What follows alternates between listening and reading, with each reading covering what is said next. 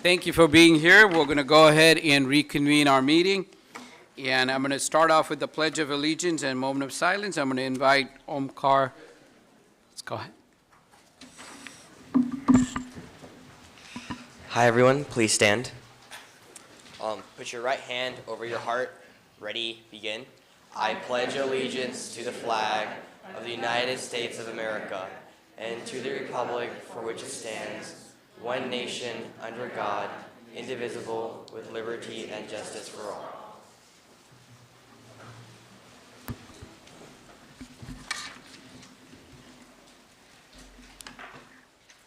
And now for the moment of silence. So, start off, I would like to dedicate this moment of silence for what's about to come in the next week. Black Friday and amazing new deals on your favorite brands. Just kidding, just kidding. But Thanksgiving. I would like to dedicate this time to those that make the AUHSD, the teachers, the faculty, the students. Furthermore, I want to dedicate this time to the people we care about, our coworkers, friends, families. And so please join me in the next moment of silence to show gratitude to those that have made our lives a wonderful life to live.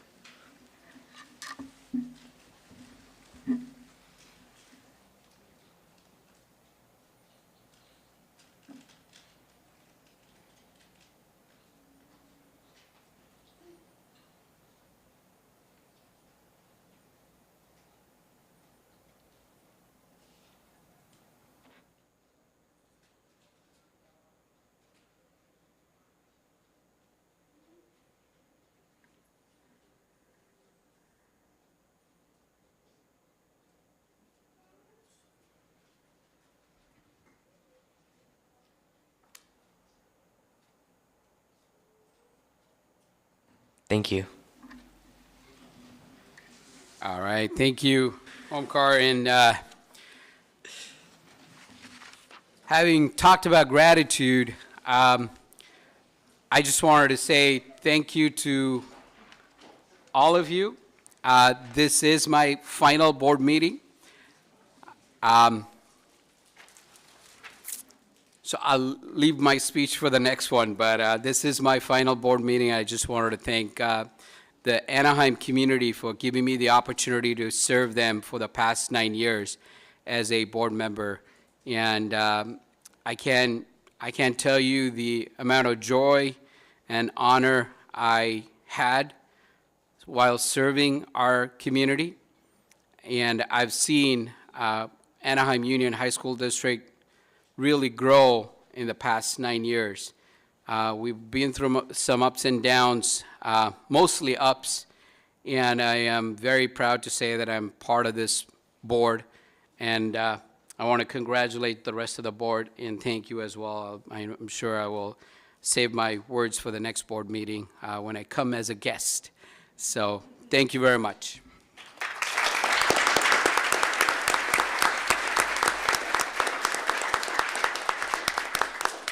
Now I will pass it on to Kathy Smith for the closed session report. All righty.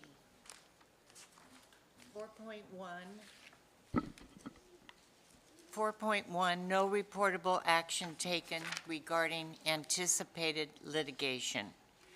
4.2, the Board of Trustees unanimously approved the settlement agreement in OAH case number 2022070633, resolving all issues in students' due process complaint by amending students' IEP and providing reimbursements. 4.3, the Board of Trustees unanimously approved the settlement agreement with student, providing funding for tuition and fees in lieu of students' IEP. 4.4, no reportable action taken regarding negotiations.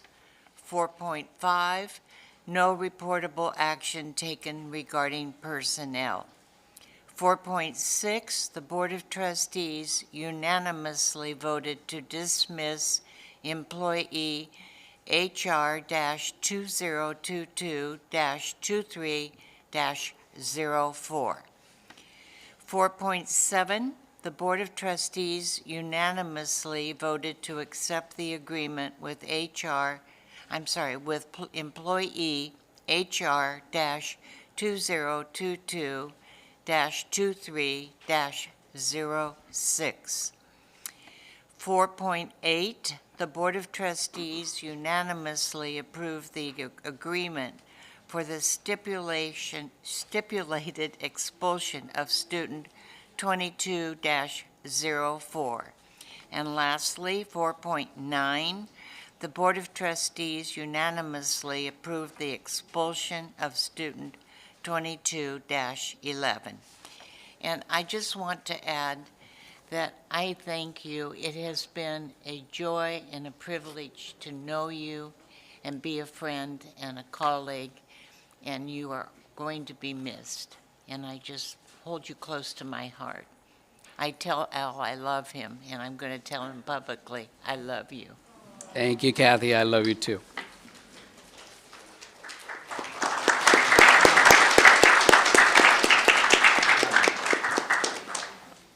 Thank you, Kathy. And we'll go on to our number 6, which is recognitions. And now we go into Kindness Matter Awards. Celebrating kindness is a valued quality and a priority of the Board of Trustees. It is acknowledged that even the smallest acts of kindness by a single person have the power to change the lives of our students and our community. With this in mind, the Board of Trustees began this recognition in 2011, honoring students, parents, district employees, and community members for their acts of kindness in the community. All individuals recognized here were nominated by students, staff members, or community members, and selected by the Kindness Matter Committee. And I would like to invite Celeste Kruger to come in and help with the awards. Thank you very much. I'm so excited to be here tonight to hand out these awards, and they go so well with the moment of silence that we had, just being grateful for our colleagues and our students and our community. And being part of the Kindness Matters is just really a great experience, and I really am excited about the group of people that we have here tonight as our recipients. So again, my name is Celeste Kruger. I'm Director of Human Resources, and I want to introduce Scott Jensen, who is also a Director of Human Resources. He's going to be assisting me tonight. Scott and I are honored to present the recipients of the Kindness Matters Awards for the 22-23 school year. So recipients, when I call your name, please step forward to receive your award. And what we will do is when we're all done, we will have a photo opportunity with all of you together. So with our first recipient is Zanae Abu Khalaf. So Zanae is a bilingual instructional assistant. She deserves this award because she is an Arabic bilingual instructional assistant who also serves as an Arabic interpreter translator. She goes above and beyond the call of duty by acting as a translator-interpreter for Arabic for the entire district, though she is only a bilingual instructional assistant. She also helps promote the Arabic World Language Program within the community. Thank you, Zanae.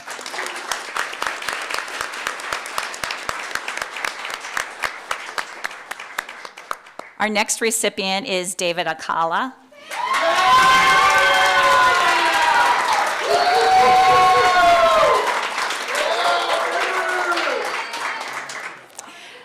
So David serves as a senior administrative assistant for Cambridge Virtual Academy, and obviously David's very popular with the folks. He's so popular that he was Popular with Ryan? David was actually nominated twice this time around, so David is always helping, organizing, and supporting school projects, but never forgetting to care for others. He has food on Fridays to bond our team. He's a good listener and loves to provide good customer service. He is thoughtful and always looking to brighten someone's day. He goes out of his way to make people's day special. For example, acknowledging someone's success, challenges, loss by getting them cards for the entire staff to sign. He comes in early when he's needed, and he's always willing to stay after his workday if necessary. He brings such a positive and caring attitude to our site and work environment. Thank you, David.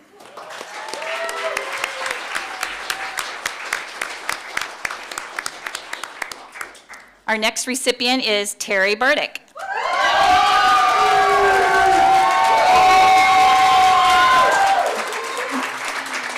So Terry is a custodian at CVA in Dale.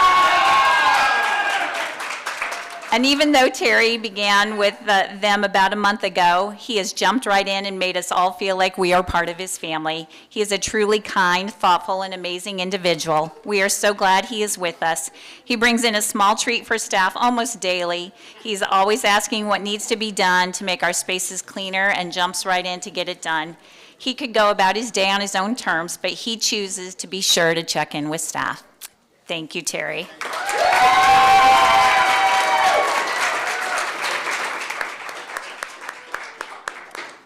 Our next recipient is Jennifer Coleman.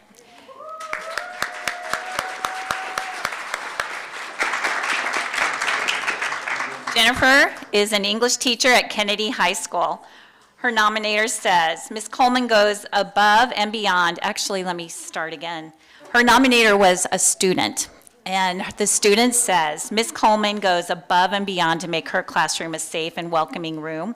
She's a teacher that cares about her students. At lunch, her room is a place you will find many students showing how welcoming Ms. Coleman makes her students feel. She's a person that you can go to and feel comforted by the advice she will give you to better appreciate yourself and be kind to yourself. Thank you, Ms. Coleman.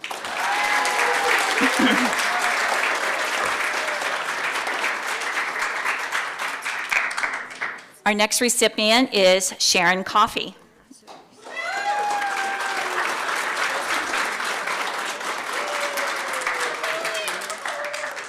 Ms. Coffey is an English teacher at Cypress High School. So Ms. Coffey, after many years in Northern California, is only in her second year at Cypress. Still, she has taken on many responsibilities, such as EL student monitor, Apex teacher, and she even spearheaded an effort in our English department to celebrate meals together and recognize birthdays on a monthly basis. It's just a more pleasant atmosphere to work in since she arrived on campus. Thank you, Ms. Coleman. Ms. Coffey.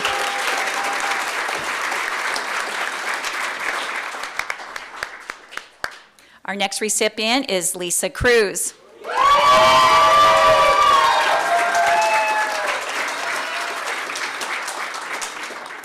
Lisa is a senior administrative assistant at Savannah High School. Her nominator says, I am in constant gratitude for this woman's compassion. I am a substitute teacher and love Savannah High School. I have subbed for several classes there, and early this year I became seriously ill. She knew I was unwell and out of her own funds had delicious soup delivered to me. That is kindness beyond kindness. I wasn't all that special. I have seen Lisa treat everyone she meets with kindness, compassion, and understanding, not losing her professionalism while she does it. Lisa is an outstanding person and always kind no matter what her personal life may bring her. Thank you, Lisa.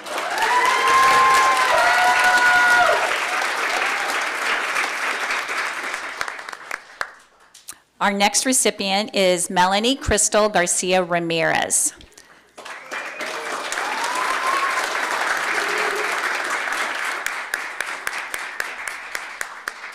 Melanie is a student at Anaheim High School.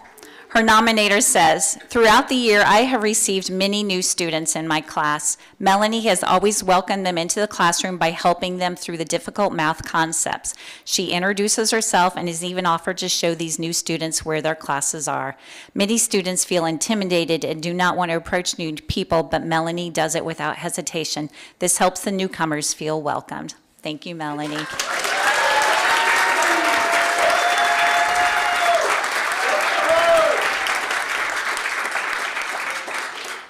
Our next recipient is Caitlin Garten.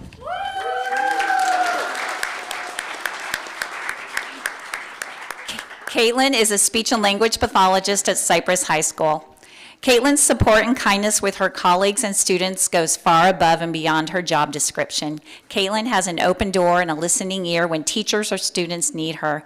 Beyond that, Caitlin goes out of her way to stop by classrooms daily to check in to see if there's any way she can be of support to teachers. She maintains a growth mindset when it comes to the potential of her students. She has a profound respect for students' feelings and needs, and she encourages students to speak their mind.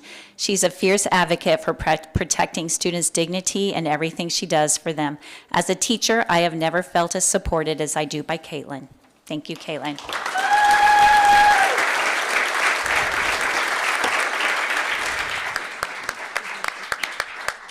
Our next recipient is Craig Herrick.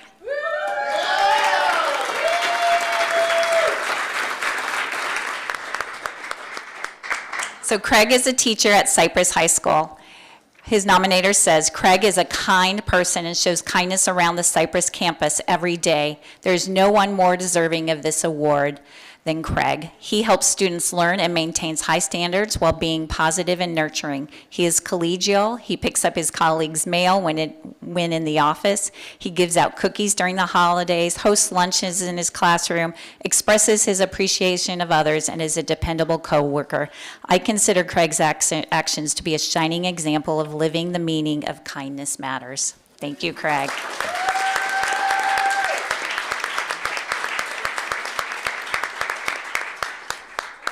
Our next recipient is Natalia Nguyen.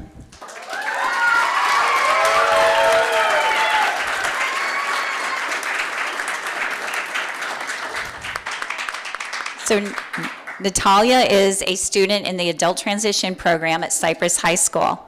She's a brand new student to our school district and our Adult Transition Program, but she never fails to greet all the staff and her peers in the morning. Natalia is very compassionate and worries about any student or staff that is having a bad or a sad day. Natalia always initiates interactions and offers her assistance and will ask, what can I do to help to make that better for you? She's a little piece of sunshine in our classroom and a true representation of a kind person. Thank you, Natalia.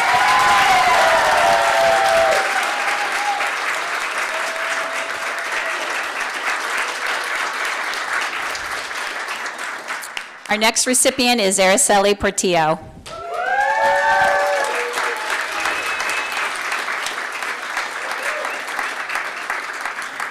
Araceli is a teacher at Savannah High School. She consistently attends sporting events for Savannah High School and support for all student athletes throughout the year. Additionally, she stays late nearly every single day to support students who need extra tutoring after school. She builds connections with parents and community members, especially those in the Macondo dance program, to make sure they know they are a special part of the Savannah community. Ms. Portillo embodies the warmth and family atmosphere of Savannah High School. This feeling definitely is felt during her classroom instruction, but is apparent in the extra time she invests outside of the school day. Thank you, Ms. Portillo.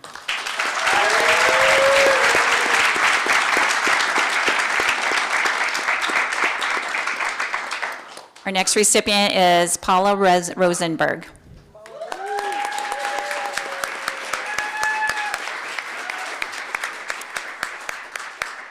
Ms. Rosenberg has gone above and beyond to show kindness by her nominee has to number them. There's so many different ways that she demonstrates kindness. So some of the things that she has done, she coded and created a method in Google Slides for content to be auto-translated to multiple languages.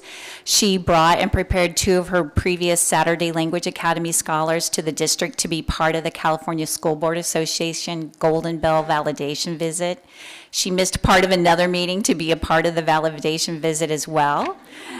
She went above and beyond to help new Saturday Language Academy teachers. She shared her expertise at Cal State Fullerton in person and webinar professional learning sessions to help pre-service teachers. And she goes above and beyond at Kennedy High School as a teacher leader to help colleagues in her various teacher leader roles. She sees, Ms. Rosenberg sees a need and she wants to serve. She does not get extra pay for most of the extras she does. She puts relationships and scholars first. Thank you, Ms. Rosenberg.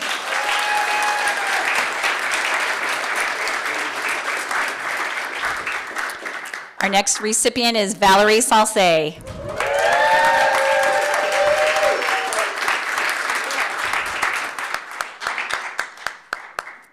Valerie is a teacher at Savannah High School, and she has a contagious passion for students learning and for them to discover their own passion.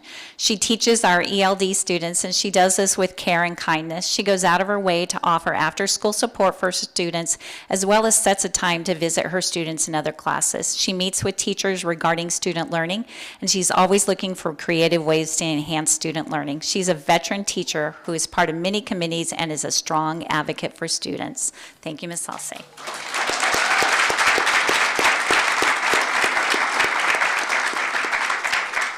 Our next recipient is Haley Smith.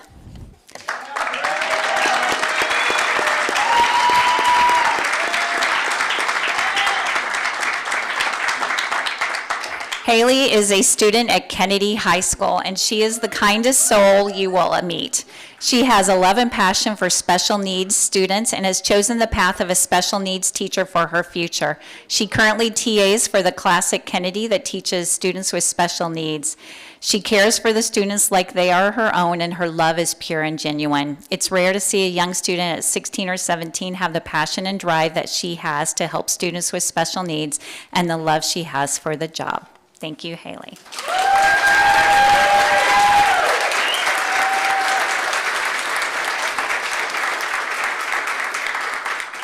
Our next recipient is Amanda Verzani.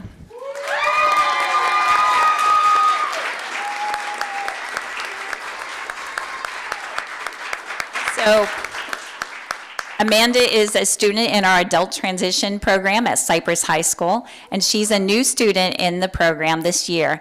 From the very first day, she has gone out of her way to make all the students and staff feel good about themselves. She never fails to thank the instructional aides for their assistance or thank them for teaching her new things. Amanda cheers on her peers and offers them her support.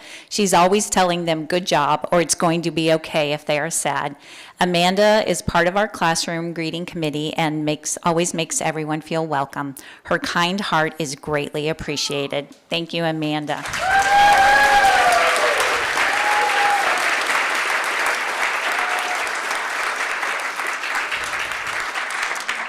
And our last recipient for the evening is Linda Wong, and I don't believe Linda's with us tonight.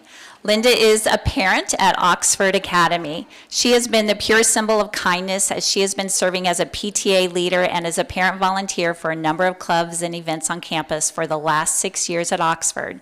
She's well known by her savory and delicious baked treats that she makes for the staff.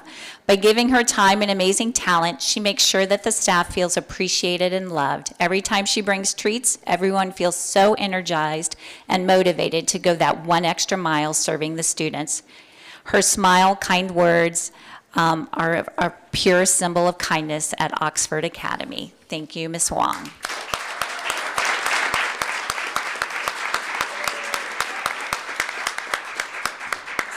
These are your Kindness Matter recipients for the fall of the 22-23 school year. Thank you to the nominators who took the time to show appreciation to our staff, students, and community members. And a big thank you to the recipients for all you do.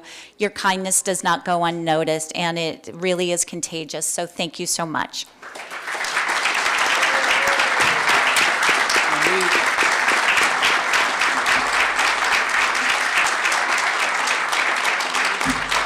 So we're going to ask the recipients to come join us right in front so that we can take a picture, group picture with all of you.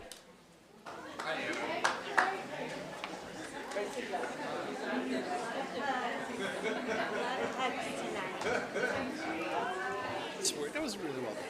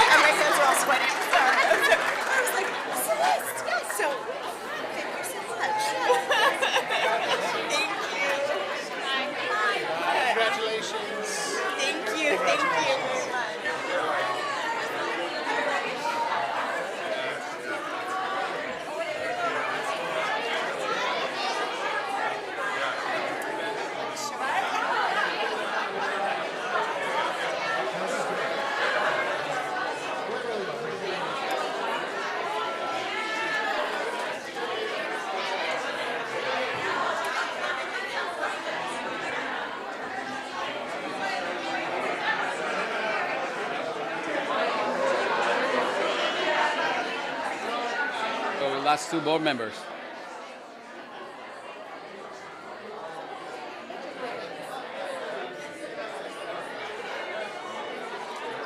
Sorry. Got three. Different topics.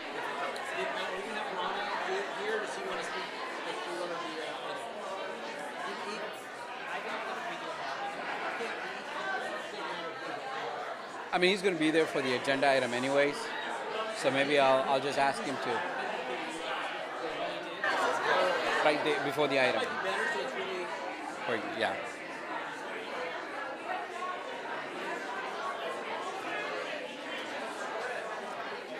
They turn off, I think, after like 15 minutes of being idle. I was sitting here waiting for like a presentation to come in. No, they didn't have one this time. Yeah.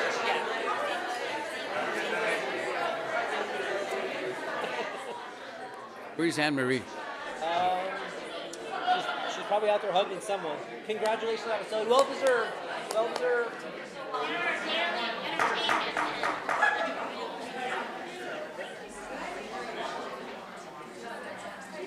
I know. Yeah, Anna's over there. Miss Piercy and Miss Randall Trejo. Oh, both are two seals.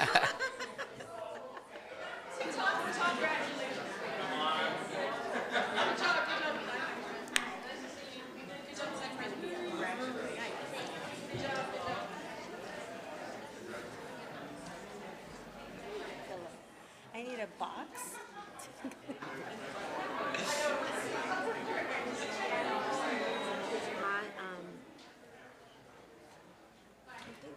She has my chair. All right.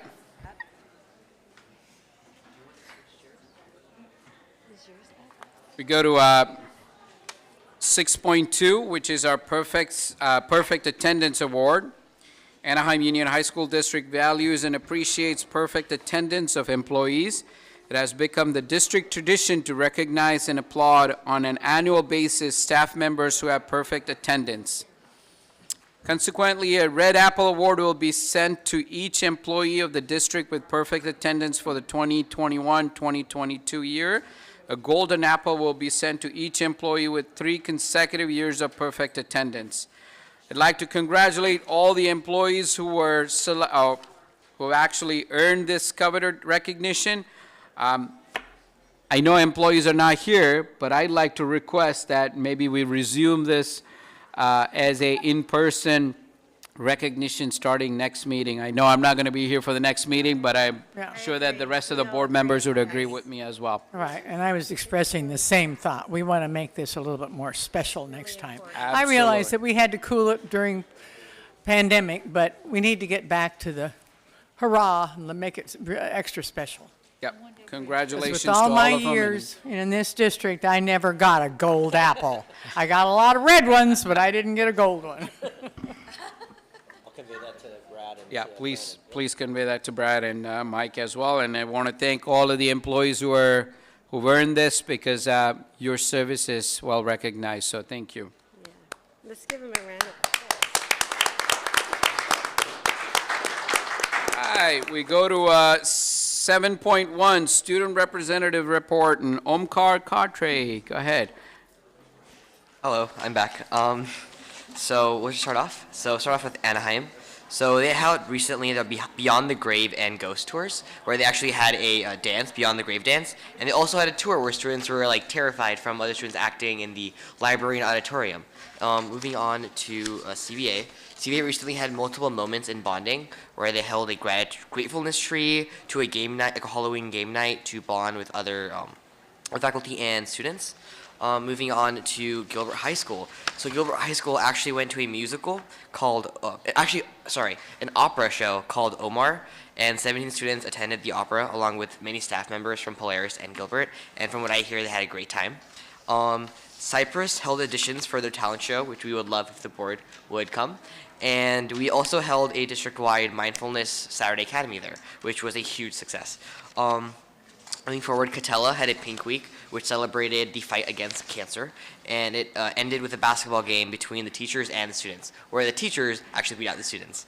Moving on to Kennedy, they actually had a Socratic seminar on October 10th on AI teaching and implications, and it was held with the seniors from the IB program. Loera held its first blood drive, which attracted hundreds of volunteers as they came out to join the effort to save a life. Magnolia had the state superintendent visit the MAC, which is Magnolia's agricultural center, and it shows how the AUHSD is battling food deserts in the AUHSD, and they're trying to present that to the government. And it was huge for the AUHSD and Magnolia. Oxford's orchestra, band, and choir joined together to perform the musical Joseph and the amazing Technicolor Dreamcoat, and whenever I hear it was a great success. And Savannah recently had their homecoming game and assembly, where things like Rebels of Excellence were celebrated and short speeches were given by many student leaders. And finally, Western held a mock election for the social science department to teach students about civic engagement, which I know is huge in the AUHSD. And so one last heads up, tomorrow is game day for CIF for both Western and Cypress, who have both reached the semifinals. So a huge congratulations to both those schools as well. Thank you. All right. Well, Omkar, I want to congratulate you. This is a report that you put together. Yes. Right? I wanted to really thank you for this, because this is one of the first times that we get this type of report from a student. So thank you for doing this, and we appreciate it. So thank you.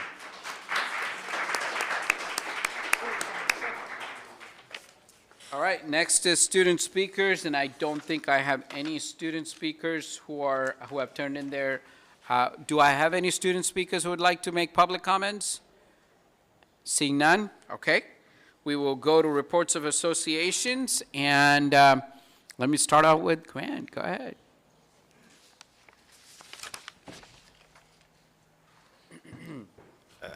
Good evening, Board of Trustees, Cabinet, and everyone out here in the audience tonight.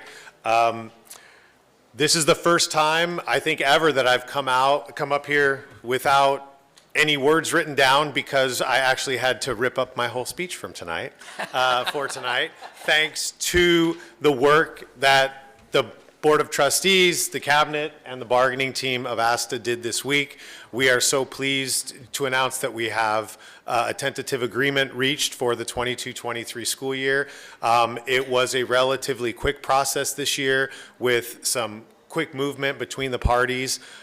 This is an agreement that we feel shows the gratitude and appreciation that the district feels for all of its employees and their value to the district in everything that they do. I just wanted to appreciate ASTA's bargaining team and our executive board that have worked so hard to bring our members together. It wasn't just our members this year. We had CSCA members, we had AFSCME members who came together in appreciation of each other to work together as one kind of bargaining group to look at what it is that we felt was a reasonable agreement this year. And the district, the trustees and the district leadership came together with us and agreed with what we thought was a reasonable, affordable agreement that showed appreciation and value to everything that everyone is doing. So greatly appreciate that. I would also like to say, Trustee Jabbar, you've been on this board for 8 years, and not only have you been a representative to your area and to the entire district, our schools and families and community, you are also a true ally and friend of labor, whether it is organized or just working class folks doing what they need to do, and that has always been greatly appreciated from our association, whether I was president or we had leaders before. You were always there to be a voice that made sure labor was heard and that our concerns were being addressed. So greatly appreciate your time on the board and look forward to our continued community school work with you and the County Board of Supervisors. We know we're going to continue that relationship and do whatever we can to support our students, families, and communities. So with that, I conclude my report. Thank you.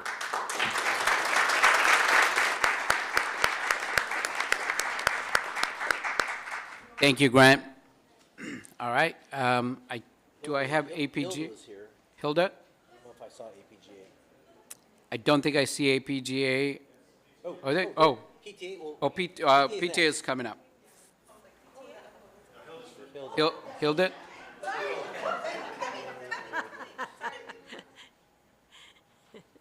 Hello, everybody. All right, good evening. President Jabbar, Board of Trustees, Executive Cabinet, students and parents, and school community in person and online. It's a pleasure to be here this evening. I want to give you an update of the month of November. Sites have been gearing up and looking forward to the Thanksgiving break next week since they have been incredibly busy with the athletic, BAPA, ASB, and school site events such as Dia de los Muertos festivities, band spectacular, CIF matches, which are still going tomorrow, so good luck to our teams. TUPE, Spirit Week, college, and FAFSA application workshops, on-site events with our local Anaheim collaborative partners such as Cypress College and Cal State Fullerton, Saturday Academy, RSVP summits, and even state visits to the MAC. So it's been super busy out there. This month, I would like to highlight the work done by our site administrators with their SLT teams to build community and power student voice, particularly around the student capstone at their school plan for student achievement. Teams have been diligently working on systems, structures, and support for student learning.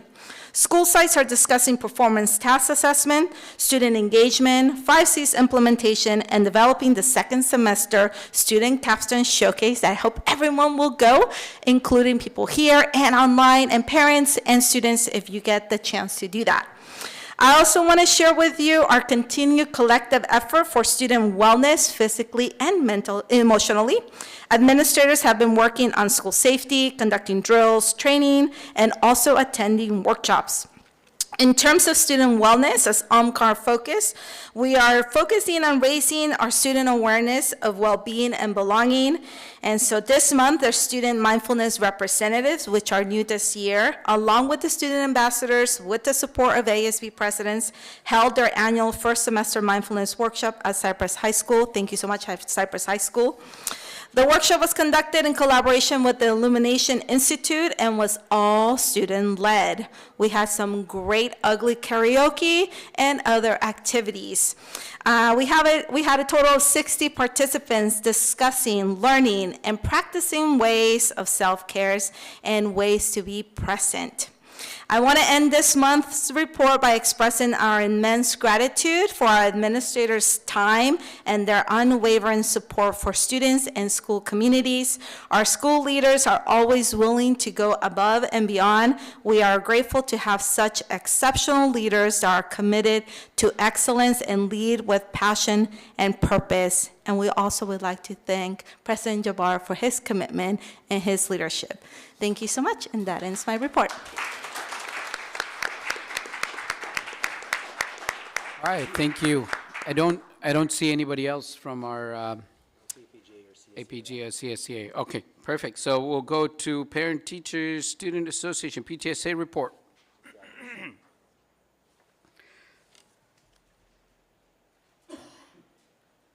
Good evening, board, cabinet. So today we actually just hosted across the building our Reflections Awards and Art Gallery. So that's why I was just like running in like, did I miss my report? We had 8 of our schools turn in, had participants in the Reflections Art Program. We had over 230 art entries across our schools. 25 of those were Award of Excellence at their sites and got turned in to us at council. And we will be submitting 11 Award of Excellence to 4th District at the county level.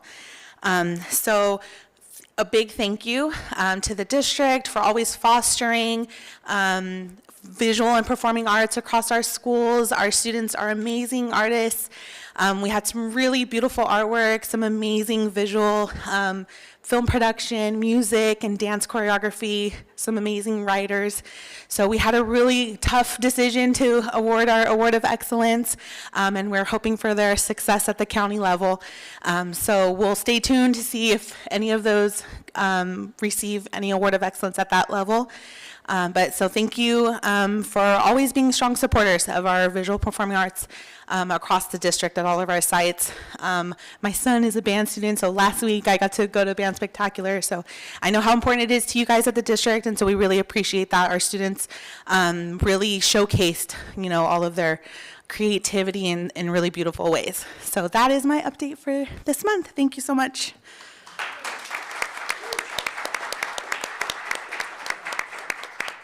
Thank you. All right, so we go now into presentations, and 8.1 is the North Orange County Regional Occupational Program presentation.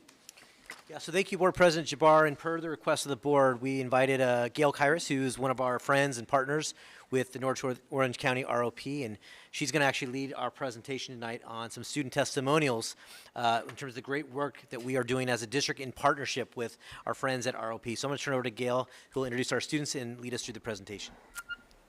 Thank you. Well, good evening. The mission of North Orange County ROP is to work in partnership with the Anaheim Union High School District to equip and empower the young people of our community for their career and ultimately their life success in the 21st century. We do this fully aware that in such a rapidly changing and advancing world, there's no way to know exactly what the jobs in the workforce will look like. But what we do know is that when we sow the seeds of innovation, entrepreneurship, and purpose into the fertile soil of basic technical skills, our young people grow strong, ready, and confident.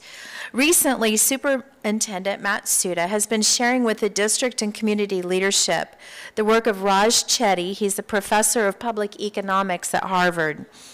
And Professor Chetty's research says what's on the screen here: exposure to innovation substantially increases the chances that children become inventors. He cites research that innovation is widely viewed as the engine of economic growth. And we know that economic growth starts with an individual first and then fuels the economy of our communities.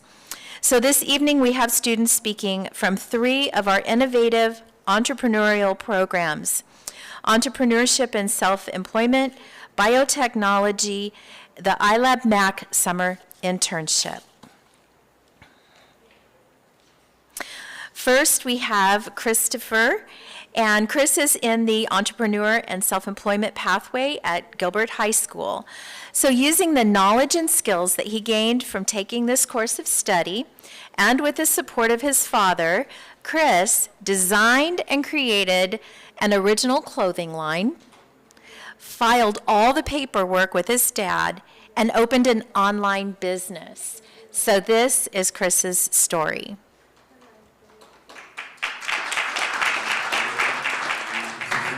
I am the owner and CEO of Cedarless Clothing Brand.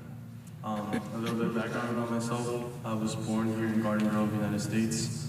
At the age of 15, I had to leave my family behind due to family reasons and financial reasons. I came here with my dad, and I had a mission and plan, which was to help out my family and start a business. The background was tough, so that's what gave me a boost of motivation to not let my parents down and to not give up. I heard about this program at the beginning of my junior year of high school.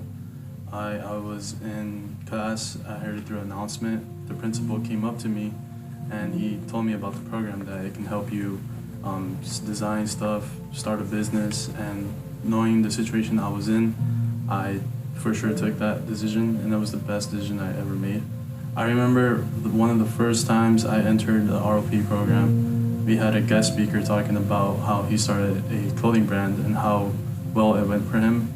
And I took that to heart because I wanted to always do something big. And for me, a clothing brand is something that if I get somebody to wear my clothes, I want them to feel special, confident, and stylish in a way.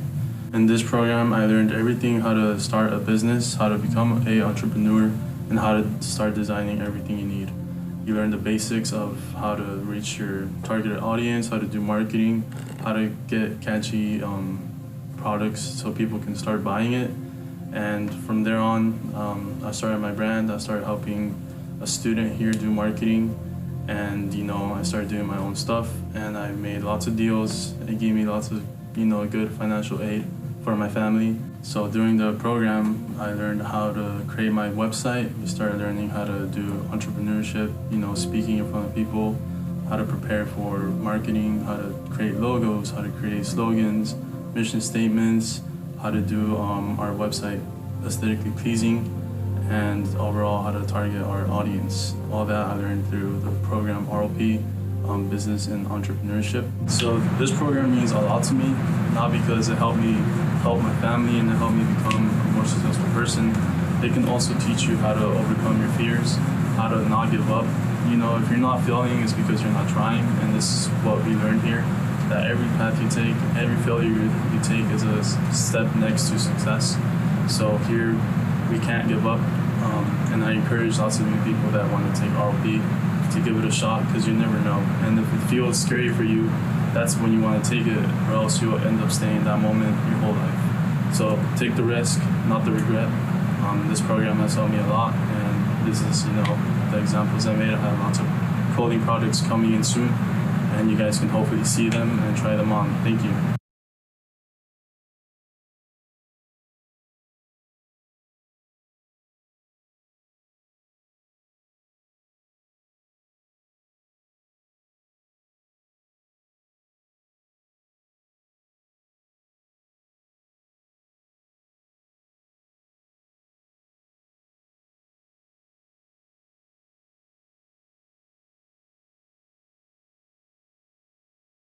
Secondary education, but he was uncertain as to what that would be. He found direction in biotechnology at Anaheim High School, and this is Sukavir's story.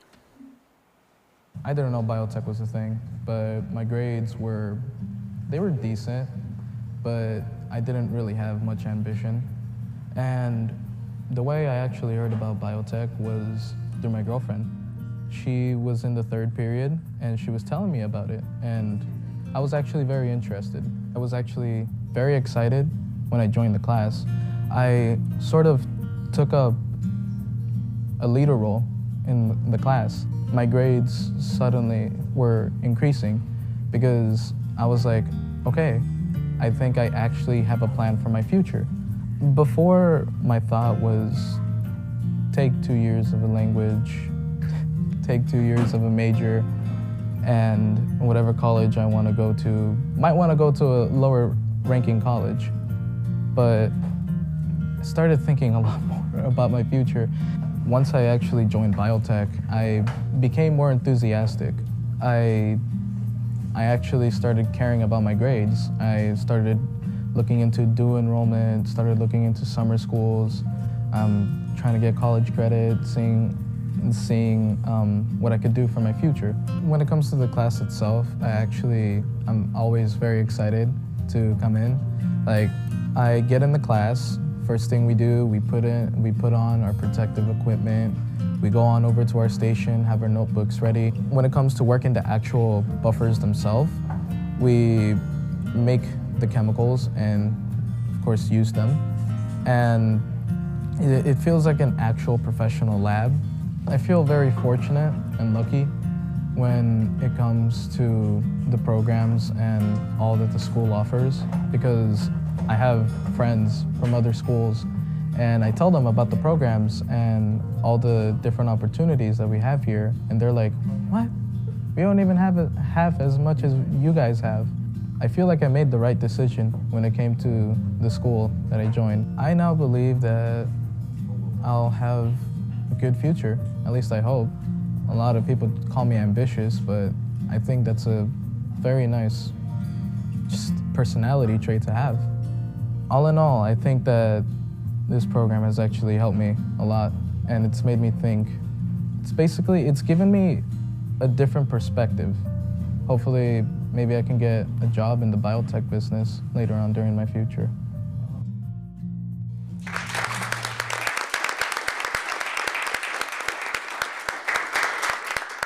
If you're here supporting Sukavir, would you please stand up?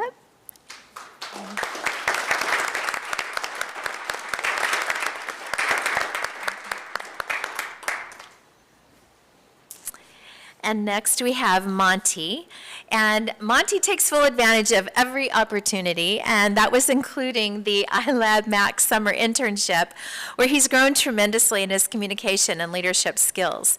He's also discovered his desire to make a difference in his community by pursuing a career in public and community health. And this is Monty's story. My name is Muntadar Al-Jadid, Monty for short, and I am a student at Magnolia High School, and this is my story. So back in 2010, my family and I immigrated here from Iraq for them to provide me and my siblings a better future for ourselves. So one thing that really took a huge part in the person I am today is the school district, the Anaheim Union High School District. If it wasn't for the district and if it wasn't for the different opportunities that they offered for the students, I don't think I would have been the kid who is going to go speak to the Capitol about the concerns of our community. Over the summer, I was able to be an intern at the MAC, where we collaborated with the Western iLab to create a business plan for the MAC, the big garden we have in the back of our school. Not only were we able to create a business plan, we were also able to educate students, families, and community members on different health issues, different ways to be healthy, and also on different ecological issues to make sure that people know that in Anaheim there's a lot of food deserts and there's a lot of areas where it's really hard for people to get access to affordable fresh food. So my biggest goal in life was to make my parents proud, and let me tell you this, I can for sure say that my parents are really, really, really proud of me. Before I was able to join the internship at the Magnolia Agri-Science Community Center, also known as the MAC, I was a person who was really confused on what I wanted to do in life and confused on what I wanted to major in. But after going through these different job training skills and these different educational opportunities that the MAC provided for me and the iLab provided for me, I was able to kind of put together my life in a way and be sure on what I want to do. Now I want to major in public health.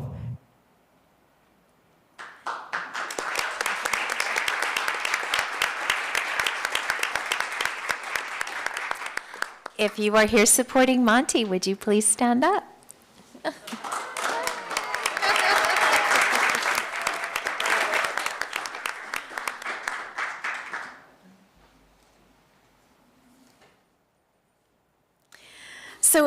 So as we were saying, Professor Chetty's research says that when young people are exposed to innovation, they begin to invent.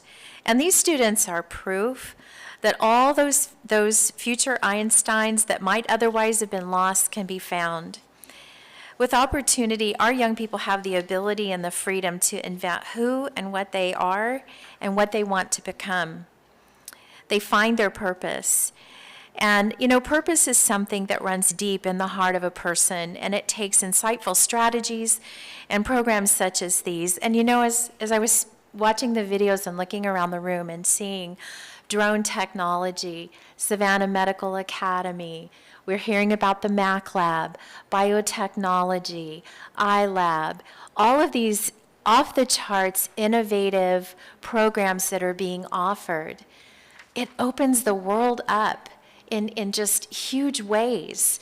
And so according to all the research, that's what makes the difference in the lives of our young people. And again, these students are examples of that. And so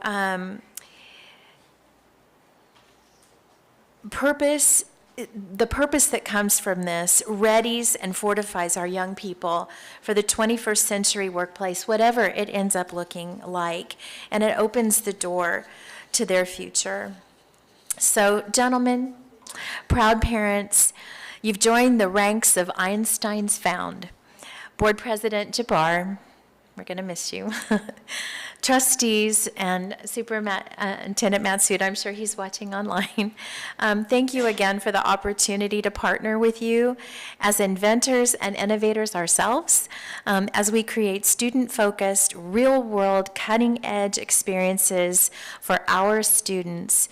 Such an amazing, amazing journey, and we are so grateful for being able to take it with you, and we really appreciate that. Thank you so much.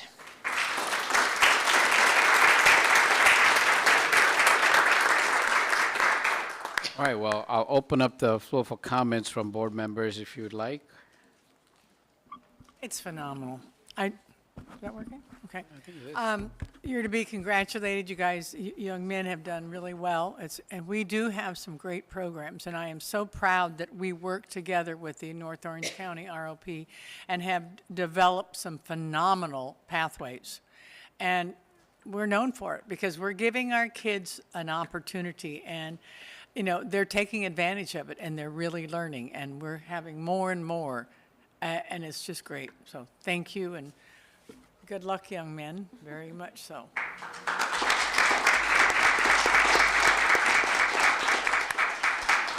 At the last ROP meeting, we had a chance to hear Christopher's testimonial there, and other students in the entrepreneurship, and it's just that's just one example of the many, as you mentioned, pathways that ROP is partnering and AUHSD.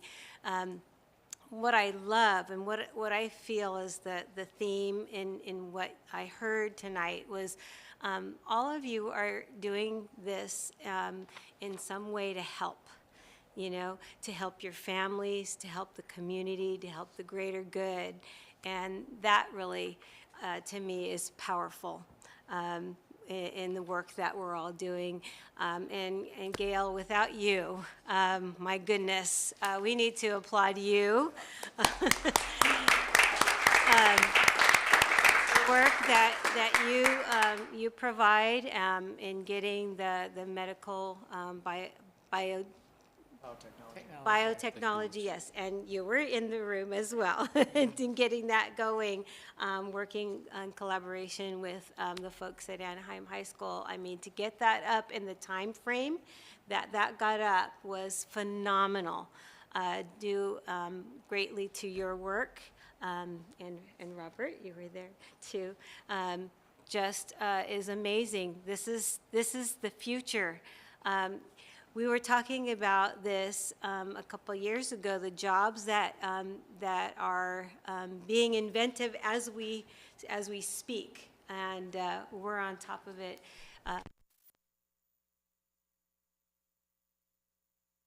Their labor. And so congratulations to you. Thank you so much for coming and giving us your time.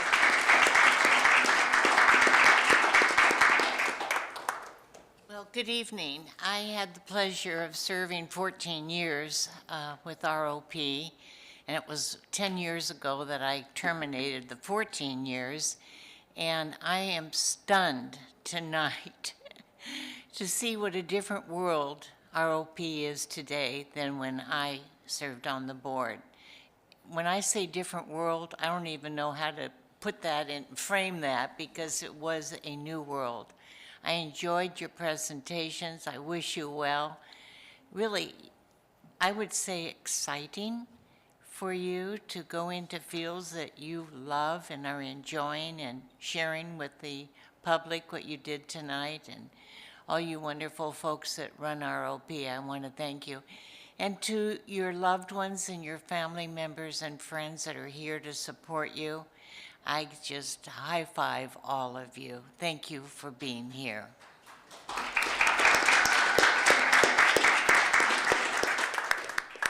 When you're last to speak, I gotta echo everything that they say, but I think Christopher, I was just amazed. I'm glad that I bought that t-shirt. Now I could hold on to it. When you become very famous, I come back and maybe sell it for even more, right?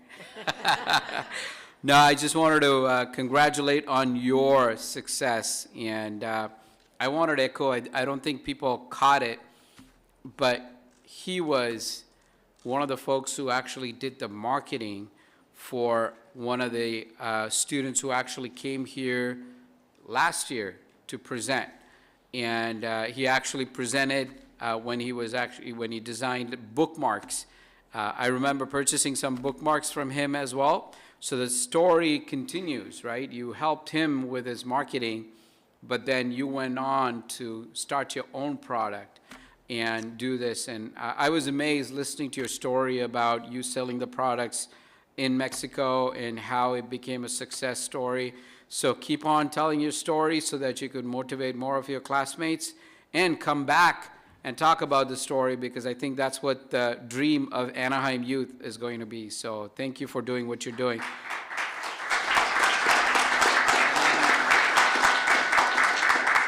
Sukhveer, I'm glad that your girlfriend told you about the class. But you know, that's a success story, right? For you to be hooked onto a program that you're really passionate about, and got your grades up and wanting to now pursue this field. So again, come back and talk about your story, because that's how we're going to get most of our youth to be engaged in our education. I'm glad that AUHSD has given a platform for our young people to do it. And Monty, man, I know you're going places. I can tell you from the time that I saw you first interacting with me to now interacting about everything from not only our farm, but about iLab. I know you're going to be very, very successful, and you're going to not only make AUHSD proud, most importantly, you're going to be making your parents proud.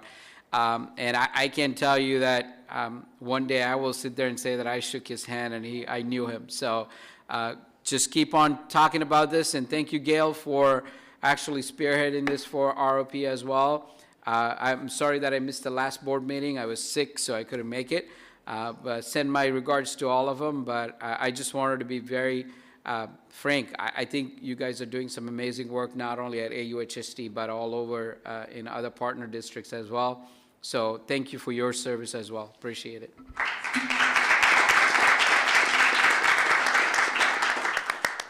Trustee Jabbar, may I add something? Sure. At our last ROP meeting, the students that were showcased with the entrepreneurship, they raised money, and that money that they raised, they gave back to the Gilbert community for their pantry. Oh, so wow. I just Awesome. wanted to applaud those students. They did that, yes. They raised the money and then they gave it back to the school. So it's just amazing. Well, Amazing. all the good work that will go around. So thank you. All right, we're going to go into 8.2 and work experience opportunity at Magnolia Agri-Science Community Center. Take it away, Dr. Jared Yes, Freed. I am excited to bring up this next presentation as well, which will actually be a great extension of what we just saw with our partnership with ROP. But I'm going to bring up our Director of Innovative Programs and Instructional Systems, Ms. Amy Kwan, and she's going to introduce the team. But a lot of great work that took place, not just this summer in partnership with the city and the great programs that we have, but it's also continuing into the school year and hopefully even going beyond that. So with that, I'm going to turn over to Ms. Kwan. Thank you. It's very fitting to go right after Gail and the presentation you just saw, but good evening, everyone. Good evening, Board of Trustees, President Jabbar, Executive Cabinet, and AUHSD community. As Dr. Freed said, my name's Amy Kwan. I'm the Director of Innovative Programs and Instructional Systems, and I get the great pleasure of working with amazing groups and organizations, not only in AUHSD, but all across the city. And today, I get to share with you about an awesome opportunity to AUHSD students that started this summer, where 10 of our AUHSD students were employed by the city of Anaheim at an hourly wage above minimum wage for 30 hours a week for 8 weeks. Their summer job was to help solve food insecurity, climate change, and provide economic relief in Anaheim. And they got to do that right here in AUHSD, right from the Magnolia Agri-Science Community Center and iLab. Before we talk about the experience, I do want to share the context in which this was all made possible. This is truly a reflection of our Anaheim Collaborative at work. So not only of our Anaheim Collaborative working with ROP that you just heard about, today you get to hear about the very well-established and amazing partnership that we have with the city of Anaheim, that we were able to give our students this incredible work-based experience. So last year, Governor Newsom announced the Youth Job Corps grant designed to help youth find employment and gain critical skills while making a positive, lasting impact on their communities. Marco Lucero, right here, a workforce development manager for the city of Anaheim, knew exactly who to reach out to. He made a call immediately to MJ Cook, AUHSD's AIM program director, and Scott Rendell, the coordinator of 21st Century Readiness, Career Readiness. And MJ and Scott both immediately thought about the MAC and iLab. And with the leadership of Dr. Sabina Giacomis, the science teacher and MAC coordinator at Magnolia, and Doug Noah, the iLab teacher at Western, together we were able to come up with a proposal that was accepted. And now I would like to invite Marco Lucero to come talk about the parameters of the grant and what solidified his decision in choosing AUHSD students to be recipients of the grant.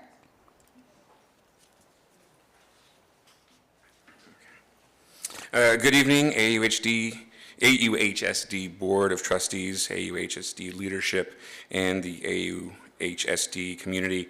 My name is Marco Lucero. I am the Workforce Development Manager for the City of Anaheim, also the Executive Director of the Anaheim Workforce Development Board, and it is my pleasure to be here to talk about this opportunity. Just something to know that this is really the latest example of the great relationship the City of Anaheim has enjoyed with the Anaheim Union High School District. I can recall my days working very collaboratively with the school district when they provided the Jobs Training Partnership Act summer program and year-round programs, the Workforce Investment Act youth programs. And so now I'm really pleased to talk about this latest iteration of what we've done with this Californians for All Youth Jobs Corps grant. This was an opportunity that was presented to the 13 largest cities in California late last year, actually around this time. And there wasn't a lot of definition around what we had to do with this grant, other than we had to provide meaningful work experience to youth, which, as you can see, are defined very broadly on the, as far as the parameters go, from ages 16 to 30, but really focused on engaging them in public sector work or work that affected the community in some way to instill this idea of becoming a public sector worker, a civil servant and contributor to the community. Part of that was focusing on one of three issue areas that was, as Amy mentioned, tied to either addressing the impacts of climate change, addressing food insecurity, or the recovery from the COVID pandemic. And this is one of those projects, when we looked at what was submitted, really fit within all those categories. But just a bit about how that came together, because that's really what's important here. Is I think because of the relationship, because of my knowledge of what was happening and who to contact at the school district, it really meant for something to happen very urgently and quickly, for something to be put together. Really, I was given this opportunity to apply for this $4.8 million in grant funding, which was really outstanding for us to receive this. But then I had a month to put together the application and to gather input from parties that would be capable of doing something like this. So my first call was to MJ to find out what can we do, and here are the issue areas. And I want to say that your team, you should be very proud of them. Within a weekend, they put together a summary that was it was a very brief summary, but it hit all the right points and told a story of what could be achieved. And what I didn't know at the time was that this wasn't something that was already fully formulated and ready to go, just an off-the-shelf program. This was something that was really just a dream, I'd say. And that was really impressive to me. So just to give you an example, I submitted this, I got the application in late November, passed that on to the team, your team here. got the proposals back. We fine-toothed it a little bit, wordsmithed it, submitted it at the end of December. So this is all in the midst of the holidays. This is literally a year ago.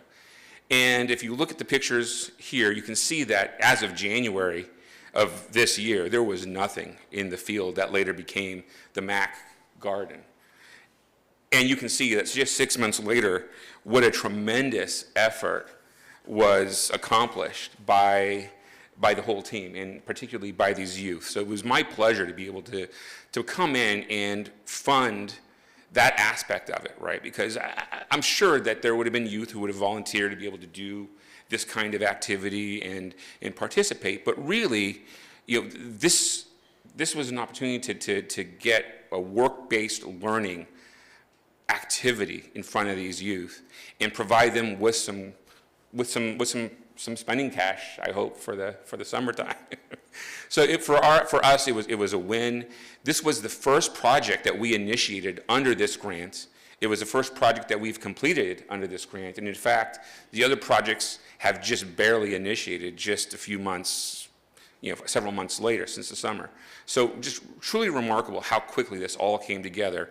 To talk more in detail about the program itself and what was actually accomplished, I want to introduce now Sabina Giacomis. Thank you.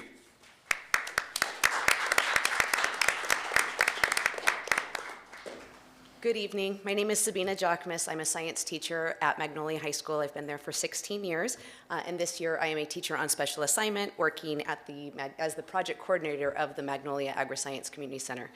So this summer I had the pleasure of working with 10 of our AUHSD students, and thank you.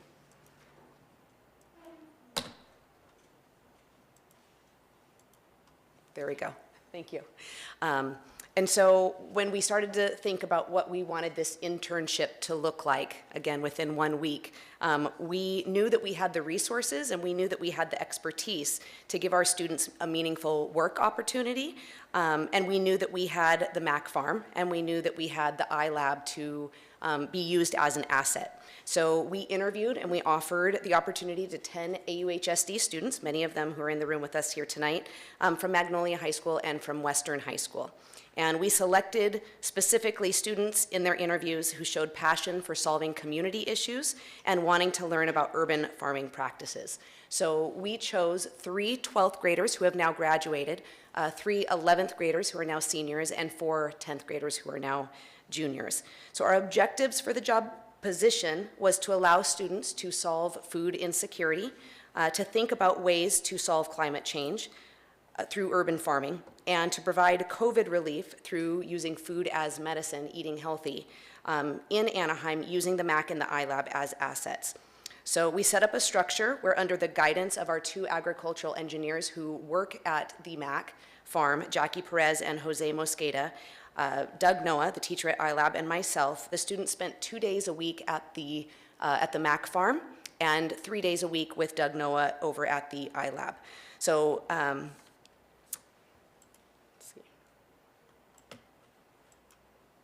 is there anything special I need to do?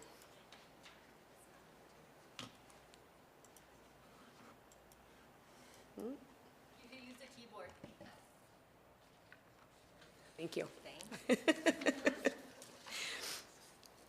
So in order to ensure that our students had a meaningful work-based experience, we centered our proposal to Marco around our CPSF drivers.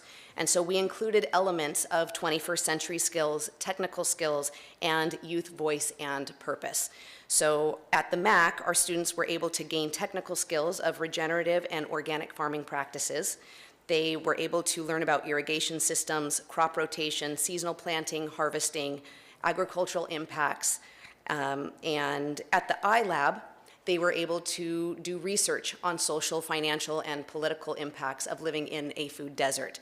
And I think this is part of the piece that was really changing for a lot of us, to see our students go out into the community and to be able to see what the issues were and how are we going to use the assets that we have in the AUHSD to solve some of the issues and needs that we have. So they were able to create an awareness campaign to the community. They were able to develop and deliver a business plan of their produce boxes, which many of you have received.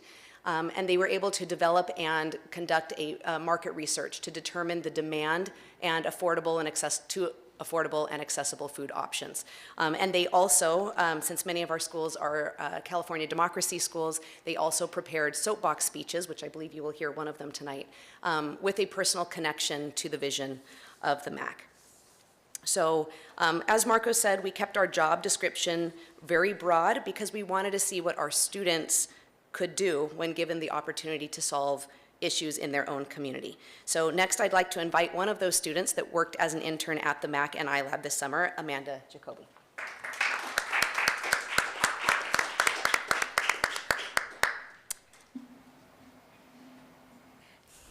Hello everyone. When we first joined, I didn't really know what to expect. To be quite honest, I was just jazzed about the fact that I was going to be getting paid working at my farm at my school. Our first project was research. Every one of the interns was giving different attendance areas, and I got Catella and South.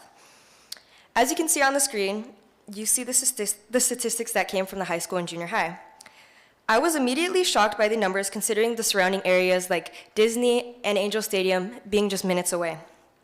As you can see, the 81% and 87% of low income, it showed me that food deserts were an issue greater than just the Magnolia community. On June 9th is when we had our first harvest. Excuse me.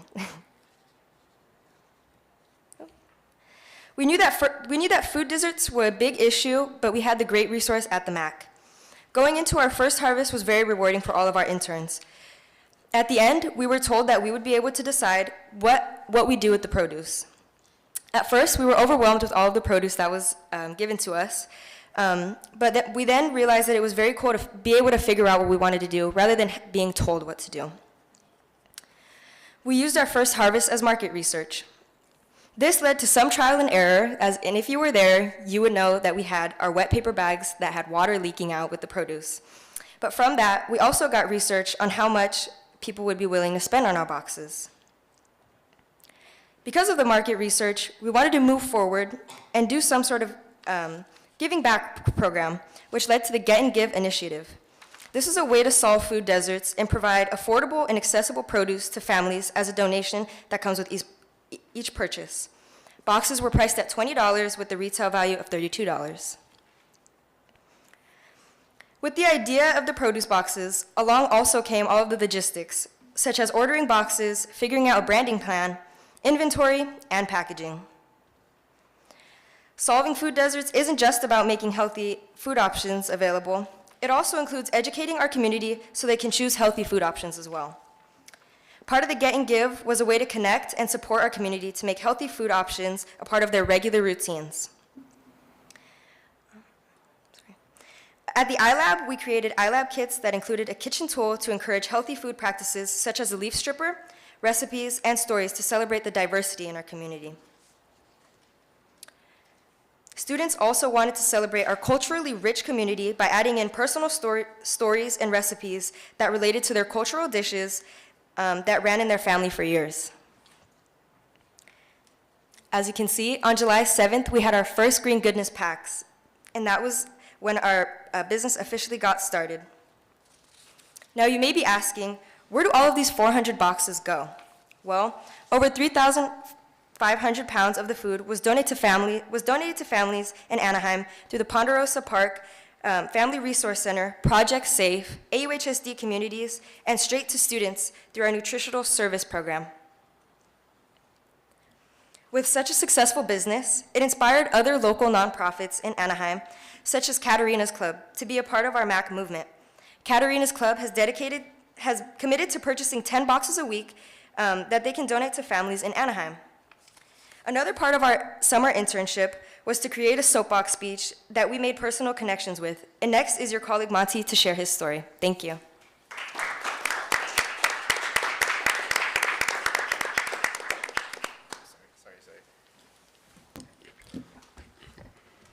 kind of tall. Okay. Right now, there are 23.5 million Americans, including 6.5 million children, that live in what is called a food desert, which they mainly exist in inner cities and rural areas. For those of you who don't know, a food desert is defined as a geographical location where families or residents have little to no access to affordable fresh food. Hello everyone, my name is Muntada Al-Jadid, Monty for short, and I live in a food desert. In fact, I am an immigrant who left Iraq and ended up in Anaheim, California. The same Anaheim known for the happiest place on earth, Disneyland, and also just miles away from beautiful Southern California beaches, home of the Anaheim Ducks and the Los Angeles Angels of Anaheim. While my family has benefited from the land of opportunity and have been able to make the life that they envisioned for us, one thing that we left behind is access to healthy and nutritious food. I lived on a farm in Iraq and grew the food we ate, but now my family and I live in a modest apartment on one of the main streets in Southern California called Beach Boulevard. Beach Boulevard will take you to Disneyland, Knott's Berry Farm, Pacific Coast Highway, and many other attractions. However, in order to get to these attractions, you may need to pass by the many hotels, motels, and corners in which illegal activities are publicly displayed, such as prostitution and drug sales. In addition to these many vices, the one vice that often gets overlooked is ignoring the healthy food crisis in poor neighborhoods like my own. In the words of Ron Finley, the guerrilla gardener from South Central LA, he says, "Food deserts are where the drive-thrus are killing more than the drive-bys." This is because in these neighborhoods, there's an abundance of fast food restaurants, convenience stores, and gas stations, rather than the abundance for grocery stores and farmers markets. In fact, I live next to a Taco Bell. When I say next to, I mean literally right next to. We actually share a wall. And the closest grocery store to my house is a Food for Less almost 2 miles away. So if my family and I get hungry, it's much more convenient for us to walk the 100 feet to the Taco Bell rather than trek the 2 miles to the nearest grocery store. We know consumption of unhealthy foods can lead to health issues such as obesity, diabetes, and heart failure because of the high sugar, salt, and saturated fat and processed ingredients in these foods. Some may be quick to blame families for allowing this diet, but are never quick enough to help fix it. Fast food places have attempted to provide healthier options. However, have you guys ever ordered a salad from McDonald's, Burger King, or even Carl's Jr.? Well, that's kind of a trick question because they actually don't offer salads on their menus. However, a healthier option such as Subway actually does. Sorry. Instead of paying, the other day I walked into Subway and I wanted to get something a bit better than my normal 6-inch sub. I wanted to get a salad. Instead of paying the $5.29 for a 6-inch sub, a salad cost $7.78. An additional $2.49 for substituting the bread for fresh veggies. That's an almost 50% increase in price to get a healthier option. That is society's way of telling me that I have to spend an extra $2.49 so that I have a lower chance of dying from a heart attack, becoming obese, and suffering from high cholesterol. What should I do when my family can't afford a 50% markup in the price? The only way this will change is if we all collectively call for a change. That is why, in the Anaheim Union High School District, we focus on student engagement and student voice. As a student ambassador of Magnolia High School, I get to represent the student body, their concerns, their needs, and their assets. It was because of student voice that our district took an empty lot in the back of our science buildings and created an urban garden called the Magnolia Agri-Science Community Center, or known as the MAC, if you guys didn't know that. The MAC is more than just a 2-acre farm. It is actually a movement. The vision of the MAC is to nourish our students and community members, but also create job training skills and experiences to educate students and the community on sustainable food practices and ecological issues. We want to turn Anaheim from a food desert to a food, healthcare, and civics oasis. I'd like to end with giving you all a food for thought. Imagine if fast food restaurants had burgers or had salads a lot cheaper than burgers. Imagine being able to solve food deserts. Imagine being able to see vending machines stocked with snacks high in fiber and nutrients. Imagine being able to solve climate change and healthcare. Now, instead of imagining, I invite you all to be a part of the change. Bring awareness about food deserts. Invest in student voice. And vote for people and politics that will support students and families like my own. Together, we will make big changes. Thank you.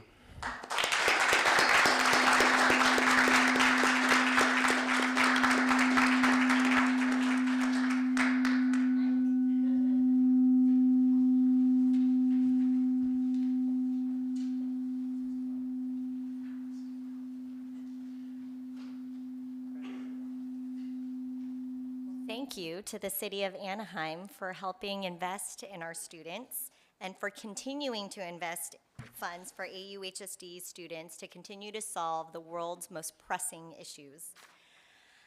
What Marco didn't share earlier is that the parameters of the grant require that students work, or the employees, 16 through 30, work 20 hours a week.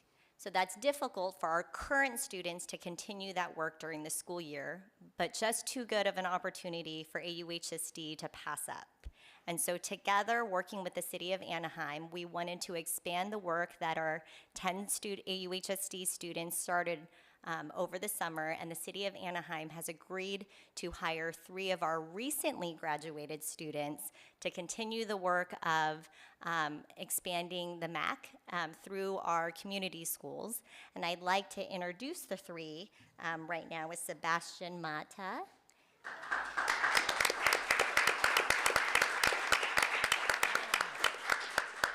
Aya Bazizi. And Kenny Cortazar, all 3 of them are from the class of 2022 and are currently working for AUHSD while being employed by the City of Anaheim and going to college. And with their help, they've been able to help us with the next iteration of how our students are solving the food insecurity issue in Anaheim, and that is with this new collaboration between biotechnology, the MAC, and iLab. Right now, we have 12 students today, literally right now at the iLab, 6 from Anaheim and 6 from Western, working on the essential question of how can biotechnology be used to solve food insecurity. That is why Mr. Noah is not here with us tonight. He is with the iLab, working with those 12 students under an AIM opportunity. I think Dr. Pham made a quick appearance here, but I think it went back to the iLab to continue working with those 12 students, where you will see the next iteration of how our students are going to be solving food insecurity in Anaheim. And I didn't know, but if you were part of this summer's internship, if I can ask for you to stand to be recognized, because you were really the ones who started it all. So some of our students from this summer, if you can stand to be recognized.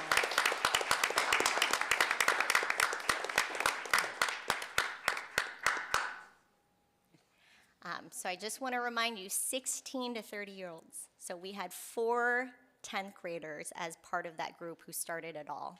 And Mr. Lucero just politely reminded me that we are looking forward to next summer, where we are already talking about how many programs that we're going to be able to put together so that many more AUHSD students for their summer job will be continuing to solve food insecurity, climate change, and how to provide economic relief in Anaheim.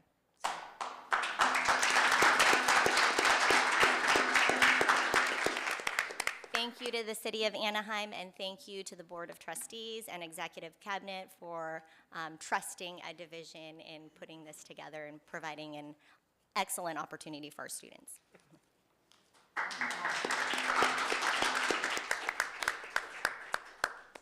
Thank you. That is amazing, and I am so proud to say that we're doing this work at AUHSD. I mean, just imagine, how can biotechnology be used to solve food insecurity?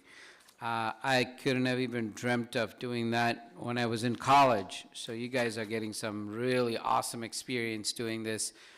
Congratulations to everyone, and congratulations to our district leadership for thinking through this and putting AUHSD on the map. So thank you. Yeah.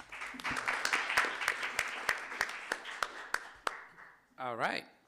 So And I have to say oh, something. So go ahead. You know, I visited the farm several times, and it is amazing, and I'd love to see the kids out there working, and they are so proud, and they, you know, they guide you through it, and they talk about it, and it's just phenomenal. And I am just so thrilled with the fact that the land that was just a pond during the wintertime that would gather water is now this beautiful green, you know, section of farm, and kids are learning, and they just, you know, and because I attended one of the meals that they did with just the farm produce, and the kids were all serving it and preparing it, and it was just great. I mean, the amount of stuff that they are learning is phenomenal, and it's just great. I mean, what an opportunity we have given these students, and I think it's just wonderful. And I want to tell everyone that's worked there, I hope you enjoyed it tremendously and learned a lot. And I know that Sabina does a lot, and you know, the ones that we've hired, it's just great. And I continue to go and see everything, and I just love the berry section. So. All right, thank you. I just wanted to say, Sabina, thank you for dreaming big. I mean, look at this now. You know, this was your thoughts and put into action. You must just be bursting at the seams. And students, thank you so much for your hard work during the summer. It must just be, you know, you saw that first slide empty, and then the 6 months? You created all of that in 6 months. That's amazing. And Mr. Lucero, thank you for making the call. We know how special our kids are, but thank you for making the call to give them the opportunity, and thank you. I know you're going to take this and let the world know just how wonderful they are, because we know they're special, but thank you for highlighting them and thinking of us. We appreciate it. What a wonderful learning journey for all of you. And I think of when I moved here, this was really more rural, and then rural became different. And just to see a part of rural come back to what we used to be in this community is just a joy, and thank you. You'll never forget your experiences. You'll take all of this with you for the rest of your lives. Thank you for what you do, all of you. All right, well, congratulations to all of the students who participated. I know you guys have had some really valuable experience, and I know you're going to move forward knowing that you had this experience and utilize for others in the future. So, thank you.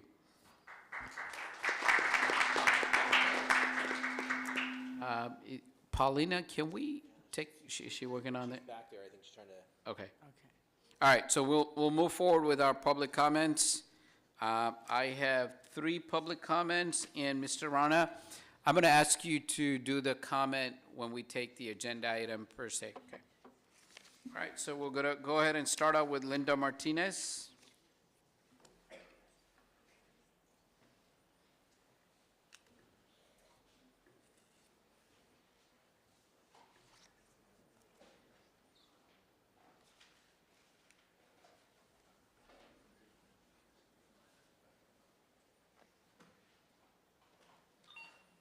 Good evening. Good evening. I want to thank everyone in here for all that you do for our students. And my name is Linda Martinez, and I'm a parent of this district. I have 3 graduates of this district, a current student at this district, and 2 that are coming on board to this district. And I am a proud product of AUHSD.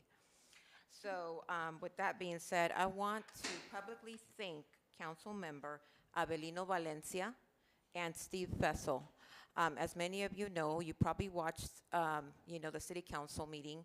I went and I advocated for our Sycamore band, and they were working diligently, to help our students with $12,000, which was the gate, to pay for the gate to enter the park to perform in February. And Mr. Abelino Valencia, I really want to thank you, Abelino, for all that you've done for our students. He donated $1,000 out of his kind heart. And I appreciate that from, just people that stand up to be in leadership. That's one thing. The second thing that I want to talk to you about is that we need more academic counselors and social workers in our schools. There's a high need, as you know, with mental health. And number 3 is one of the main concerns why I'm here, which is, I believe you guys are going to be speaking about it, which is item 10.9 and 10.10. And it's regarding Kennedy High School. What happened to those 4 girls? And Al, I'm very disappointed that during that time, the district was supposed to protect these children, and unfortunately, it was not done correctly, the way how us, the community, wanted it to happen, okay? The safety of our students is so important. It's the #1 thing that we need to focus on, and that has costed Anaheim Union High School District $7.9 million, which is money that comes out of here that could have been used somewhere else if we would have protected our children. And that's concerning to me. Another thing that I'm here for is, that I am requesting that Anaheim High School becomes a closed campus. Just because of last time when I came, I told you guys that there were kids that were getting high, consuming marijuana. And I watch them, as they come and as they go. I've talked to administrators about this. The last time I was there at the principal's cafecito, and I spoke to Mr. Hernandez. He popped in, and he said, well, I will take it to upper management. Well, upper management is you guys. So, when I was there, it was a closed campus. We need it to be a closed campus, just for the safety of our students. Because it's just unbelievable the things that we have to see them go through. Also, air conditioning. We need air conditioning in the gym area. I talked to, people that work at Anaheim High School and at Sycamore Junior High. Our bathrooms, I was there at an event yesterday for the band. My daughter's part of the band. And the bathrooms are horrible. They look just the same way as when I was a kid. And I have pictures. I will be sending them to you guys, submitting them to you guys. It's just deplorable with the amount of grants and money that comes through here. It's just really, really sad. Number 6 is acknowledging our students at our board meetings.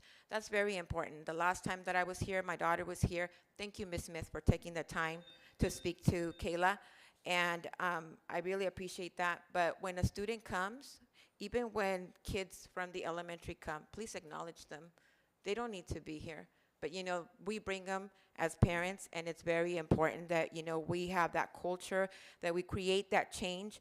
And, for parents that are not satisfied with the communication here at Anaheim Union High School District, it starts at the top. Every time that we have to send an email, to Superintendent Matsuda, I have to go through so many people in order for me to get my message across to somebody. Even to email you guys, I have to go through a portal. Thank goodness that I know the email, and I haven't written to you guys, recently. But it's so important that the doors are open, that we really we're open to parents, community, and that there is an incongruency right now in the leadership that we currently have. And one last thing is 11.16. Okay, please do not keep on giving raises to the elite team. This is not just the Jose Moreno team that keeps on getting raises. Let's be fair and equal to all of our teachers. We've lost a lot of teachers, a lot of administrators. All right, thank you, Ms. Martinez. And it's very important that we make sure that everybody gets a fair share. Thank you very much. All right, our next speaker is Maza.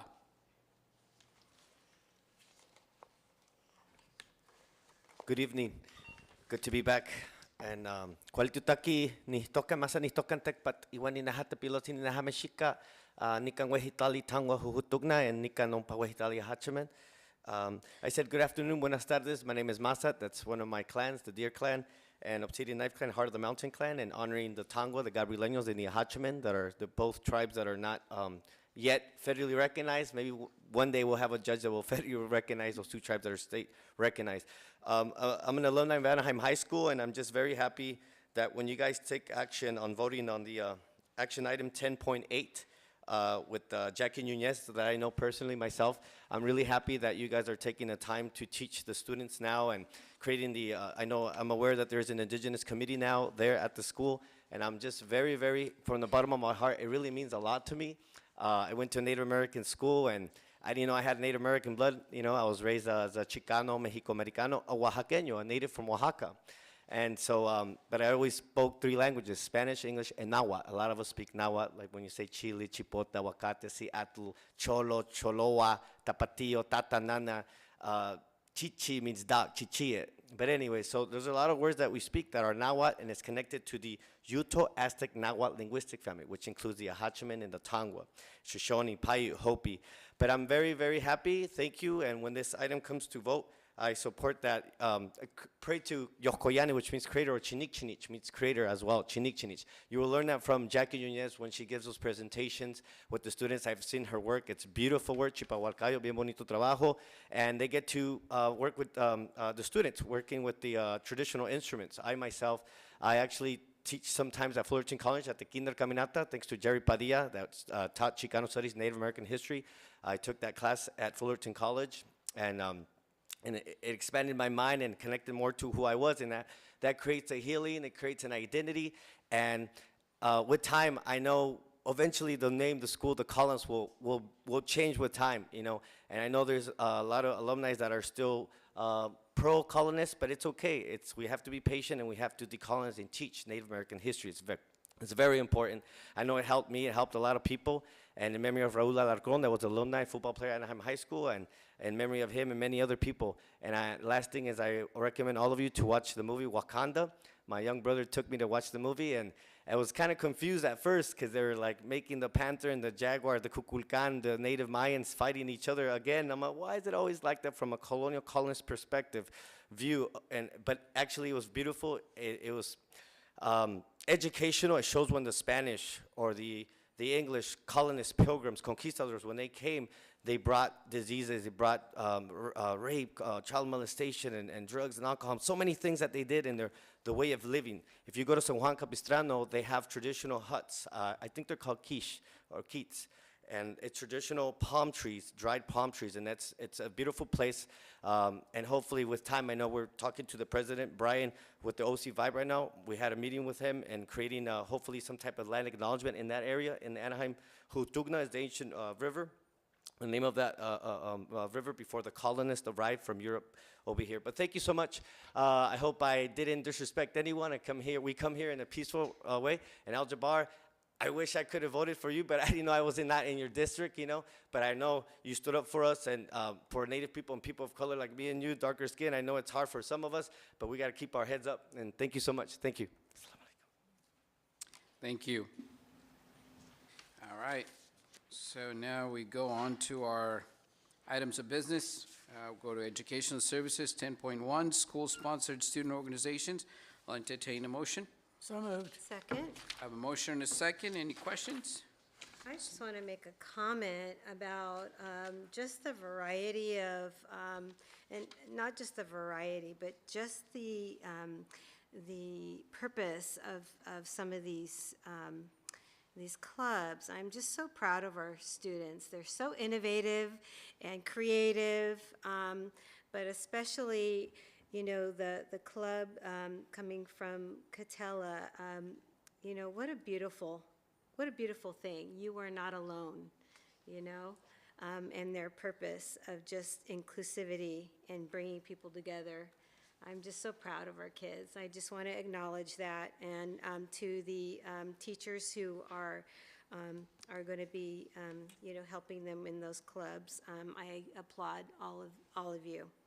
So, Thanks. I want to ditto that because some of these are really super groups. In other words, the ideas these kids come up with, and thank you to the teachers that will sponsor them and allow them to meet.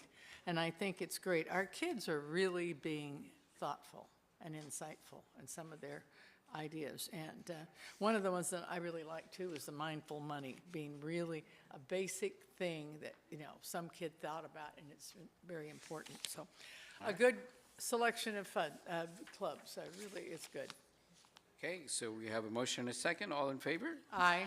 Any opposed? Motion carries unanimously. 10.2, resolution number 2022/23-E-08, Day of the Special Educator. So moved. Second. I have a motion and a second. Any comments? Seeing none. Be recognized. Believe me, I admire any teacher who works with the special needs. You have to have a tremendous amount of patience and understanding, and I think it's great. Very good.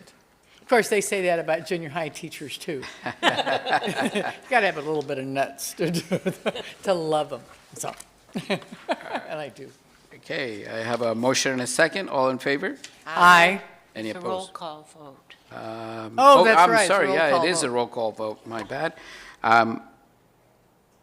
Miss Smith, Miss Piercy, That's okay. Aye. Miss Randall Trejo, I vote aye. Miss Smith. Aye. And I vote aye, motion carries 4-0. I got to make a comment right here. Somebody told me the other day, they should have a special rate for junior high teachers and a special training for junior high school teachers because it is tough as a substitute. I mean, for substitute teachers I'm talking about. So anyway. It was a All joke. right. Well, thank you. 10.3, resolution number 2022/23-E-09, International Mother Language Day, and we have a public comment on this one. Mr. Rana Hassan Mohammed. So moved. Second. So moved in You second. could We- take, right. yeah. I think we could take the public comments first and then, yeah, go ahead. Okay. Doesn't matter. Yeah, we'll take them in either before or after. Mr. President, distinguished members of the board, and ladies and gentlemen, I represent an organization that originates from Bangladesh. It's named after the father of the nation of Bangladesh, and it has 10 state chapters.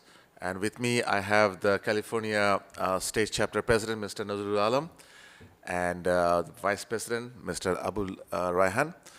So what we proposed is to make 21st February as International Mother Language Day, and it originates, its history dates back to Bangladesh in 1952 when the students, protesters were killed who were trying to uphold the dignity of the mother language.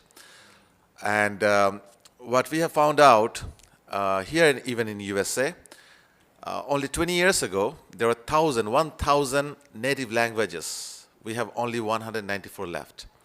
And as you know, that we are born with only two things, our skin color and the language, mother languages. And we are promoting that schools in USA, especially in the early childhood time, that mother languages should be the medium of instruction, and the diversity of languages should be appreciated, because we are not trying to just make a tolerant society. We're here to make a kind, compassionate, and a respectful society, and that is our strength in USA.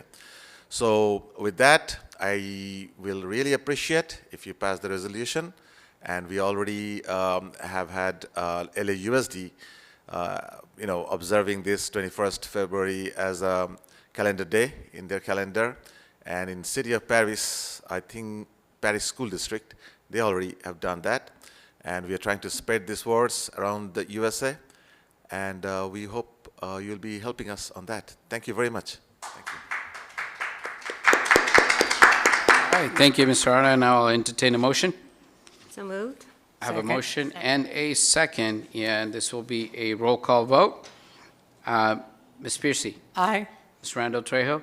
I am absolutely in support of this. Aye. Strong Ms. aye. Smith? And I vote aye. Motion carries unanimously. And we do have a resolution in front, so I'll go ahead and take a picture with Mr. Rana, and if you want to bring the rest of your crowd. Well, I also want to take this opportunity to thank Dr. Renee Bryant for actually doing the research and coming up with the resolution as well. So thank you very much, Dr. Bryant.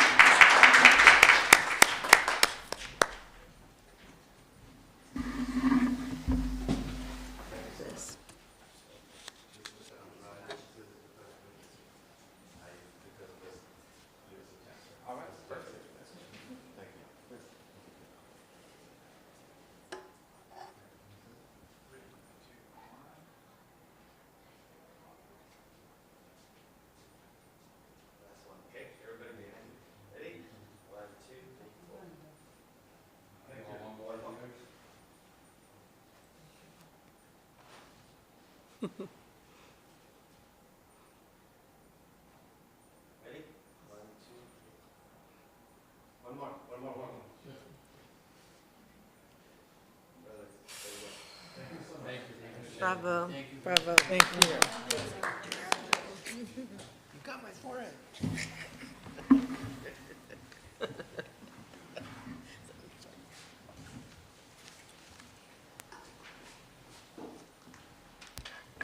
All right.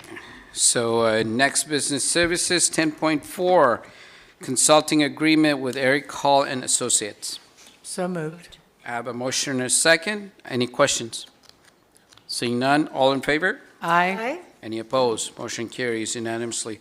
10.5, selection of leaseback contractor for district-wide HVAC replacement, RFP number 2023-08, action item. So moved. Second. I have a motion and a second. All in favor? Aye. Any opposed? Motion carries unanimously.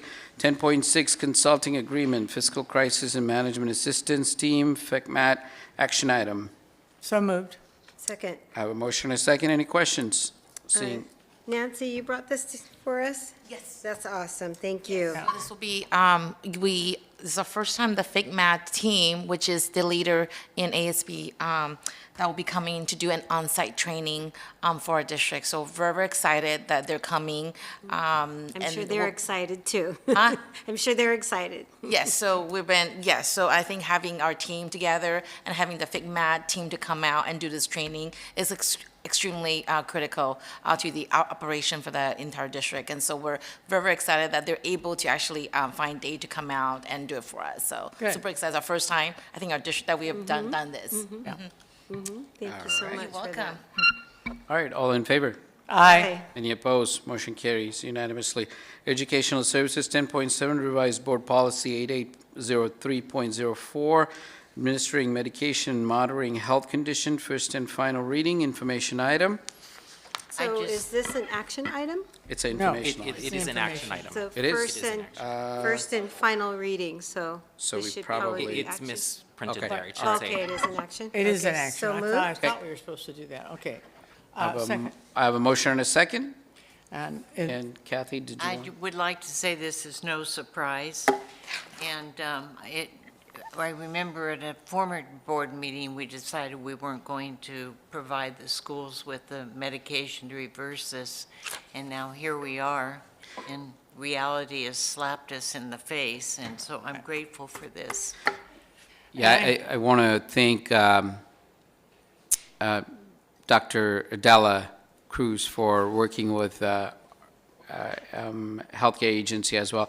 I had actually, after you brought it up, Kathy, after a few months, I had actually brought that back up again with Dr. Cruz, primarily because the state had made available for entities, different entities, including school districts, if they wanted to participate in it.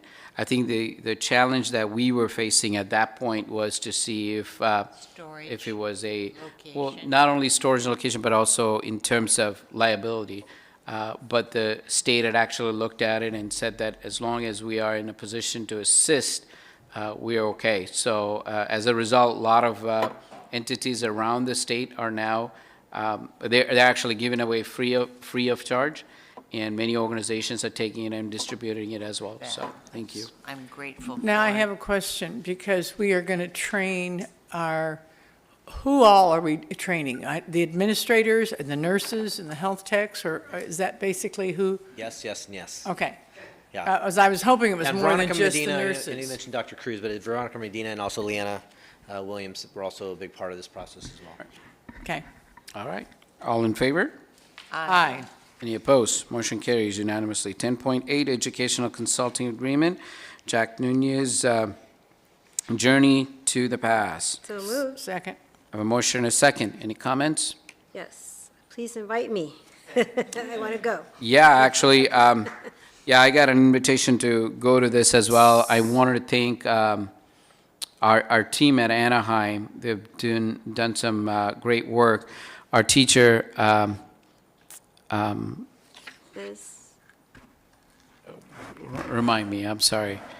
Our Are we talking about Michelle Miss Majewski? Michelle Majewski. Yes. I just wanted to thank her because during the summer, I know we had a lot going on with the whole event, but I had an opportunity to have a conversation with her and kind of smooth things over in terms of what happened.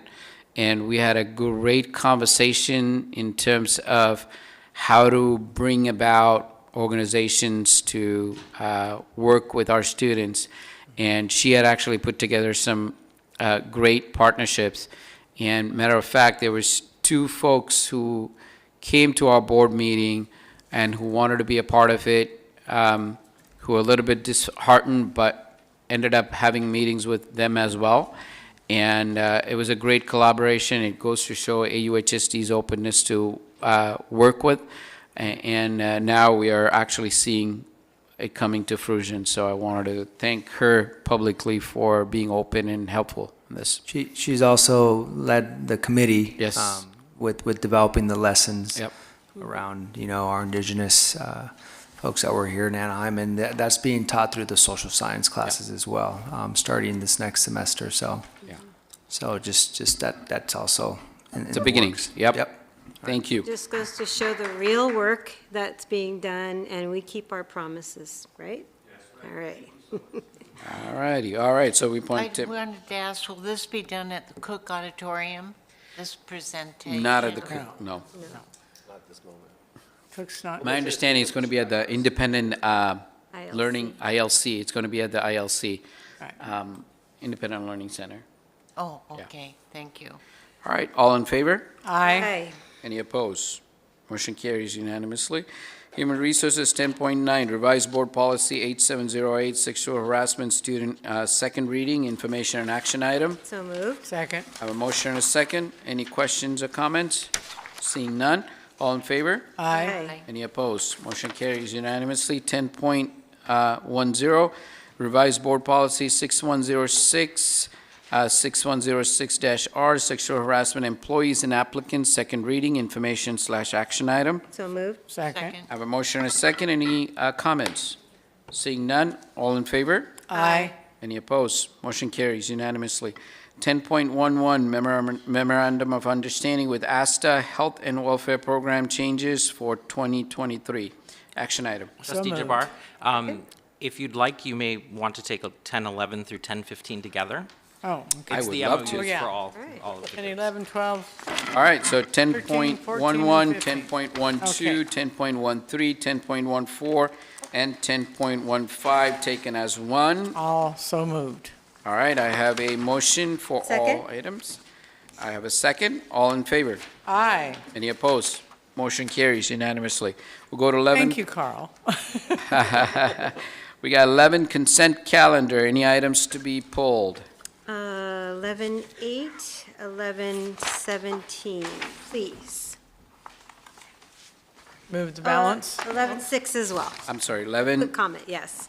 I had a 6, huge paper 8, cut, and sorry. 17, sorry. All right, so 11, 8, 11, 6, 8, and 11, And 17. and 17.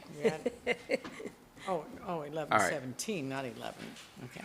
Okay, can I entertain a motion for the rest? So moved. Second. All in favor? Aye. Motion carries unanimously.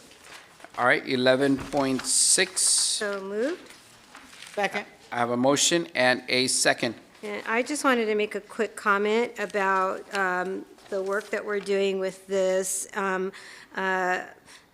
bringing all of the stakeholders together, especially the folks that are going to be maintaining, the fields, and having them come to the table to actually help in the decision process. So I just wanted to thank you for that. Perfect. And then Patty's here if there's any questions. We also have Patrick Casa from AstroTurf. He's also here to answer any questions that you may have. So we're very, very excited that we'll be installing, hopefully very quickly, under the direction of Patty, the 3 fields at our site. So we're super excited.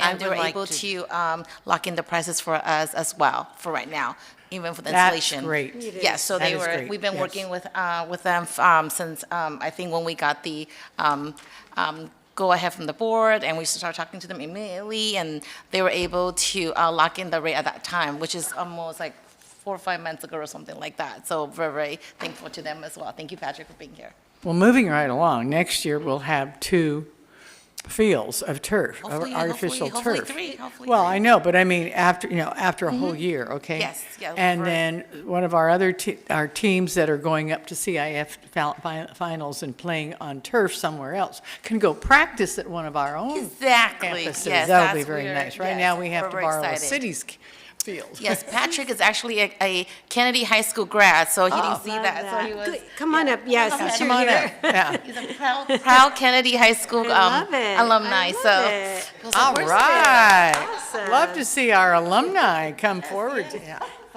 Yeah. Hi. I just talk. I don't need this. Everyone can hear me.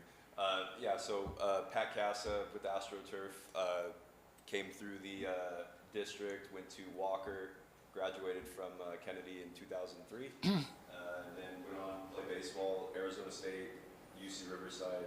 Wow. And then had some minor league baseball experience as well. So.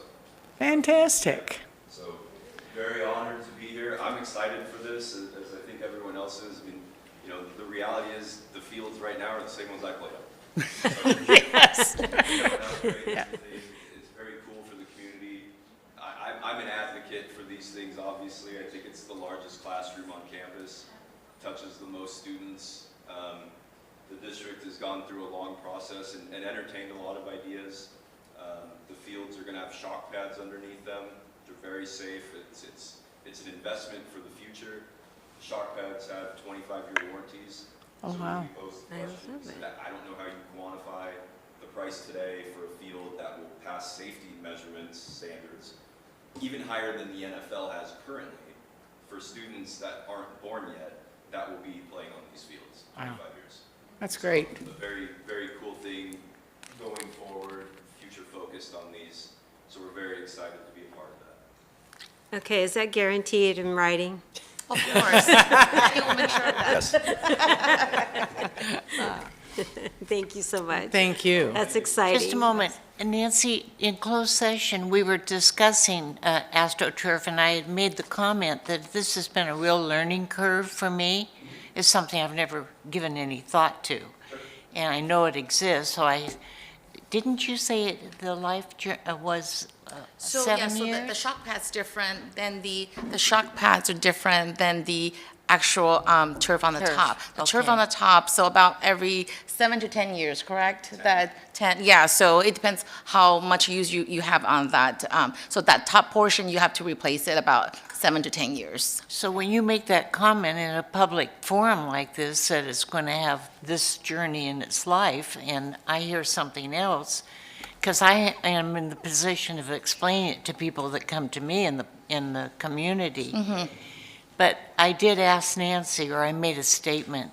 We have a board member watching online. Oh, sure. Yeah, so to clarify, when you're building up the subbase with the stone and the drainage and everything, then there's a shock pad layer, and then there's the synthetic turf with the infill and everything. So the shock pad layer, that is basically the layer between the compacted earth and the turf, that adds that safety value. That shock pad has a 25-year warranty. The turf that sits on top has a 10-year warranty. So when after 10 years you take the turf off and then it gets recycled and you put new on, you do not have to touch the pad or the base underneath it. Once that base is built, it's good forever. So yeah, those are things that I can put in writing or say. I've got no problem because they've been doing them that way, building the bases that way for a long time. Shock pads really only came into the picture in the last 7 or 8 years as part of a big movement in concussions and player safety. Prior to shock pads, the only layer between an athlete, professional or student athlete, was the turf and then the compacted Class 2 permeable base underneath it. So it was very hard. Wow. So just for peace of mind, the testing that they use to test a field's safety as far as impact is a GMAX test. The ASTM for a GMAX today says not to exceed the 200 Gs, which is essentially concrete. A synthetic turf field at install without a pad will be around 110 Gs, going up towards 165, 175 towards the end of its warranty. When you put a shock pad under a field in the warranty of that pad, the GMAX performance of that field will never exceed 100 to 110 for the 25 years. So you're essentially cutting the ASTM in half for safety, which is a big benefit to everyone that's going to be playing on it. Concussions will be reduced, including soft tissue injuries, because what the shock pad does is it allows that energy that you put into the field when you plant to be returned to get back out. So you're also reducing ankle and knee stuff as well. We have an earthquake fault here, so I'm assuming that if we did have a big earthquake, like we did a number of years ago, it would not affect your product. No, the turf and the pad would not be affected by it. If it created any sort of settlement or any sort of destabilization in the base underneath it, then we have a plan in place. It's happened before where, let's say, a drain pipe or a water pipe or something broke under the field and it caused some washout for the base. Then we go in, we'll cut the turf back. The general that built the base will come in, make the repair, and then we put the turf back the way it was. So it's a very quick, easy process to be able to bring it back. Thank you. I did make the comment to Nancy, I hope this is not manufactured in China. No. And she said, Dalton, no, Georgia. Georgia? Yes, Georgia. Yes, ma'am. So AstroTurf, we invented the industry back in 1965. So where all of it was made back then, it's still made now. It's just the technology has advanced a long way from the very first field we did in the Astrodome. So none of your product comes from China? No. Zip. Zero. Good. I was going to say Thank zilch, you. but yeah, so just to add on that, in Dalton, Georgia, we own every step of the manufacturing process. So outside of that, we don't even third-party any component. There's a lot that goes into it, the tufting, the fiber, the backing, the coating, the graphics, all of that is done in our 450,000 square foot facility next to the corporate office. So chain of custody, quality control, it's all there under one roof. So your installers obviously go to a location where you have a job to install, and so you get them there by airplane or? No, so we have about 5 local crews that live in Southern California. Throughout the year, we'll do anywhere from 30 to 50 of these field installs. They're through our partner, AFE Sports, so they're a local general contractor in the Long Beach area. So we have local boots on the ground, which is why I say if there are issues, then you can have a rapid response, but we've yet to have that. So I see. Thank you. That's You're welcome. very helpful. All right, thank you. I think this question will go to Patty. Patty, just for Anaheim field purposes, I see that we're going to be starting construction in 2023 September.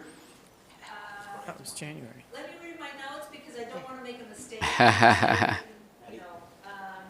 Patty? Patty, if you could come to the mic, yeah, because Brian is watching the meeting as well. Although he's sick, he's being a diligent board member watching the meeting from home, Hello, so. everybody. Hello, Mr. O'Neill. Okay, so the question was Anaheim, right? The Yes. installation. So we are looking at starting construction in January. And so there's a lot of site prep that needs to happen, grading, and so that's going to take a couple of months. So we're looking at ordering, starting production with the AstroTurf field sometime, we'll probably contact AstroTurf sometime in February and it starts production, they start production, and we're looking at April or May of 2023 to start installation. Oh. So it's going to take Maybe, about... is it, oh, you know what, my bad, I was looking at the Cypress High School one, okay. Yeah, Cypress this is a new field that we've added to the list of turf fields that we want to do. So that's newer on our design, on basically our design list of projects. And Anaheim and Western, of course, we started some time ago. So they're more advanced and they're out of DSA already. Perfect. So with Cypress, we're just starting design. We started early in November, and we still have to go through the DSA process. So that's why this one's a little bit more, it's a little bit more delayed because we started later. And Okay. that's Cypress. Perfect. All right, thank you. Actually, we have a motion and a second. All in favor? Aye. Any opposed? Motion carries unanimously. Thank you, Patty and the team. Thank you, appreciate it. Glad I pulled that item. All right, 11.8. 11.8, so moved. I have a motion and a second. Okay, Eric, would you mind giving a quick explanation? What my question really is you're saying most days the district has the highest data use in the county, and so we need to increase. Is this gonna just meet the need, or is this gonna really, how far will this help us? Great question. So we have been keeping an eye on internet use for a number of years. Can you pull the mic closer to you? Absolutely. So the County Office of Education gives us a dashboard with all of the district's internet. So we have the benefit of not only reviewing how our use it has been impacted over the months and years, but also all of the other school districts. So like for today, as an example, we peaked out at about 73% utilization. So we've actually been planning this out for about a year. There's actually 5 components to make this upgrade from 10 to 20, and the item before you tonight is one of those. So this item's for our content filter to upgrade the capacity from 10 gigabits to 20. We had previous items. We had an E-rate item in February to be able to facilitate our firewall being upgraded to 20. And we've already have a contract in place with Spectrum to go up to 40. So we're in year, I believe, 3 of 5 of that contract. So we forecasted out needing 10, potentially growing to 40. And looking at the traffic, we really felt last year, now was a time we really need to start moving. So this is kind of the last item in terms of having approval. The other items, we have to also coordinate with the County Office of Education, where they increase the bandwidth on their side. We've already had those discussions. We have to have a conversation with Spectrum to turn up from 10 to 20. We've already had those conversations. And then the other items are already in the process of being upgraded. Okay. Thank you for the explanation. I appreciate it. Thank you. Wait, hold on. I have a question, Mr. Greenwood. For the content keeper, is that also the same thing that keeps us from accessing our personal accounts on the school computers? The content filter, it's probably the firewall that would be blocking any personal accounts potentially. The content filter basically categorizes the internet, and then we either block or allow content by user type. So teachers and employees have a little bit more access, like social media as an example, to what students have access to. So the best content filters only have a fraction of the internet categorized, and then there's an uncategorized component as well that we open up, and we have to create a series of rules of to open and close things for those uncategorized items. The reason I had the question is because in my computer science class, we were told to sign in with using our personal email since the school email blocks some certain senders. And that was the educational website we use. So there's like a class of students that before my period that just can't access the educational material. And me personally, I was working off a Chromebook instead of using any of the devices available to me at the school. So is there any way to like incorporate that website into, or incorporate personal accounts for now so we can access our educational materials during class?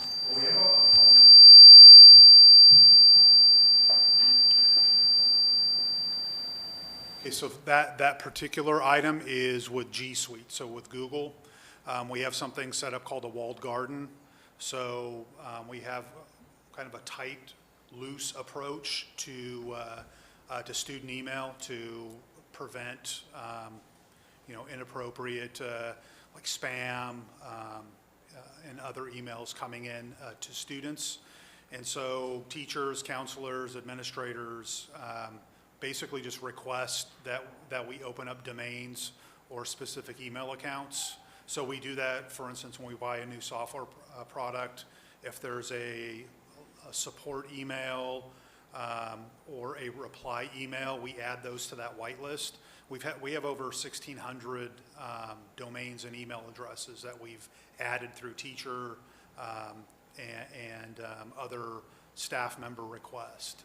So it may just be a matter of we need to know who's trying to reach the teachers, and then we can add that email, either domain or email address to the whitelist.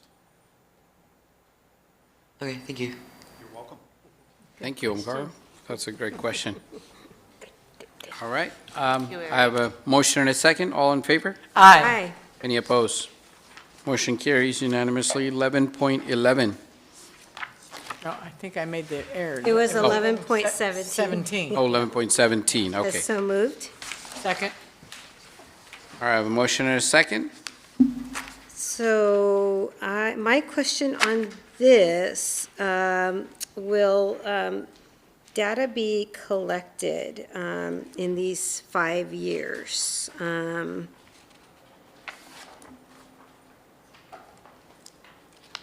It was late at night when I wrote this question. Sorry.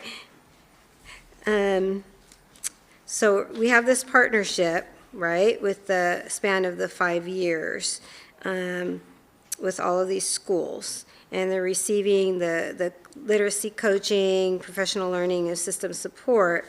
So what I was just thinking is if they're going to start with maybe a baseline data, because they're targeting the students' achievement. And so I was just wondering if this group was going to collect data to see, or if we are going to collect data to see if this is even. Yeah, so Mike Switzer, I want to give him a big shout out. So he's overseeing our Cali Reads grant, and he's been working with the sites, and they do collect data. There's a baseline the students take an assessment. I cannot remember what the assessment is, like a close. It's like a 5-minute assessment, real quick, and then it gives the teachers instant information in terms of where they're at with literacy, and if there are challenges or issues with their literacy, it actually can point to, through the assessment, where those might be, whether it's fluency or maybe it's their phonemic awareness. So there's things that they can do to target interventions. And then we actually had a meeting, I don't know if it was a week ago, with all the Cali Read teachers where they're now looking at the rewards program, which also collects data and provides very targeted strategies to help students with their literacy. So they are tracking the data, not only what they do with the baseline assessment, but then through that process. And we have a number of teacher leads at each site who have been trained, and I know our goal is to be able to take what we've learned from these teachers who participated in the grant, and be able to expand it to teachers who weren't a part of the grant, because we are already seeing positive impact with literacy. Okay. So yeah, I don't know, Diane, if I capture that, if there's anything else I should be missing, okay. But Mike Switzer should get a lot of credit. He's been doing a fantastic job leading and working with all of our teachers who are part of this and the coaches that are part of the Cali Reads grant. So this is a teacher, it's going to be a coachable Yes, yeah. training model. I love it. All right. Thank you so much. All righty. I have a motion and a second. All in favor? Aye. Any opposed? Motion carries unanimously. We go to 12, Superintendent and Staff Report. So first of all, happy Thanksgiving. That's one report. And then secondly, I know our superintendent was unable to be here tonight, but on his behalf, and I think on behalf of our cabinet, I just want to extend heartfelt appreciation and gratitude towards you, Al, and your leadership. You know, I know you are a tireless advocate on behalf of our students and our families and our communities. But what makes you so unique is despite that incredible advocacy, you have always, I think, made staff feel supported and like you've had their back while advocating for the needs of the community and celebrating the assets their community brings, which is a unique skill. Not all folks can do that. So we're going to miss you. I know you're not going to be on the dais, but I'm quite confident we'll be in touch over the weeks when things come up, or you're going to continue to provide us services and bring different agencies and supports to our district. I'm confident. So we appreciate you, and we'll definitely miss you serving in this role. Well, I also want to echo the same thing as Dr. Freed, and you can always call me still. You have my number, and so anytime, weekends as well. I'm not going to lose that one. Weekends as well, it's okay, you can always call me. But thank you so much for all your support. You've been just super amazing to work with, and you always find a way to support everyone. And you can see it from all sides, and thank you for basically impacting me as well personally, and that you always bring a different light in everything, and thank you for getting me to many places where I could not have been before. So I really appreciate you. And please be back here at any time. Okay. Thank you. Thank you. Thank you. And I share the same sentiments. It's been a really good year having you be the president, and I appreciate everything you've done in the last year. And we are going to miss you. But I know we'll see you in about 3 short weeks, so that's good news for all of us. And happy Thanksgiving to everybody else. Thank you. Al, where do I start? I think, you know, I speak, I know. Can you start that, please, Carl?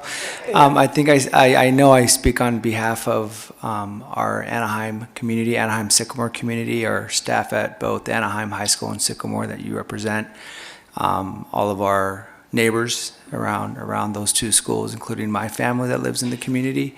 And just on behalf of everyone, just your leadership, your kindness, your compassion, and your passion to serve has meant everything to us. And I know that a lot of the success that we've seen, not only at in our district, at all of our sites, because of the support of the board, but in particular at Anaheim High School, is because of your leadership and support. So a lot of gratitude, and definitely we'll miss you, but I know we'll continue to be in touch.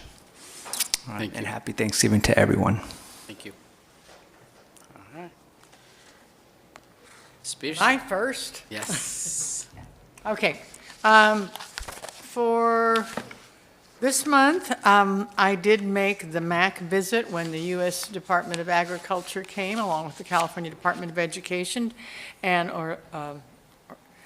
the food services got to put their best foot forward, and we really impressed them. It was a beautiful display. You did a great job. Everything was beautiful. I mean, they were impressed. They were totally impressed with what we are doing at Magnolia and what the cafeterias are producing for the kids, and and how we're using the food. It was really, really a good showing. I think we made quite an impression on the people from Washington. So. And I also attended the Lexington Junior High School's fun run and watched all these kids, take off to raise money and run through the streets of Cyprus. They were having a ball. Some of them were so funny. They were dressed up in costumes, and they were just all hyped up. They've been doing that for a long time. They have for a very long time. When I was still teaching there, we took it over. Rather than have the magazine sale that a company would come in and PTA would get this company to do magazine sales and whatever, they decided.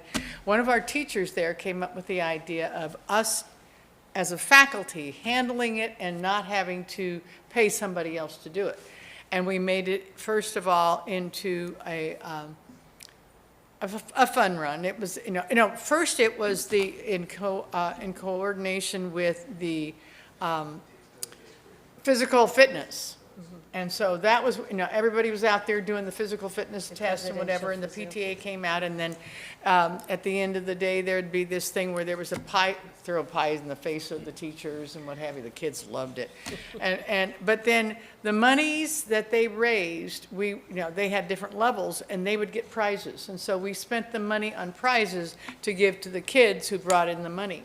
And at one time, the school brought in $125,000. And then we would take them to Disneyland, and that was when we could do it. We'd take a day and take them to Disneyland, and then things changed and we couldn't do it.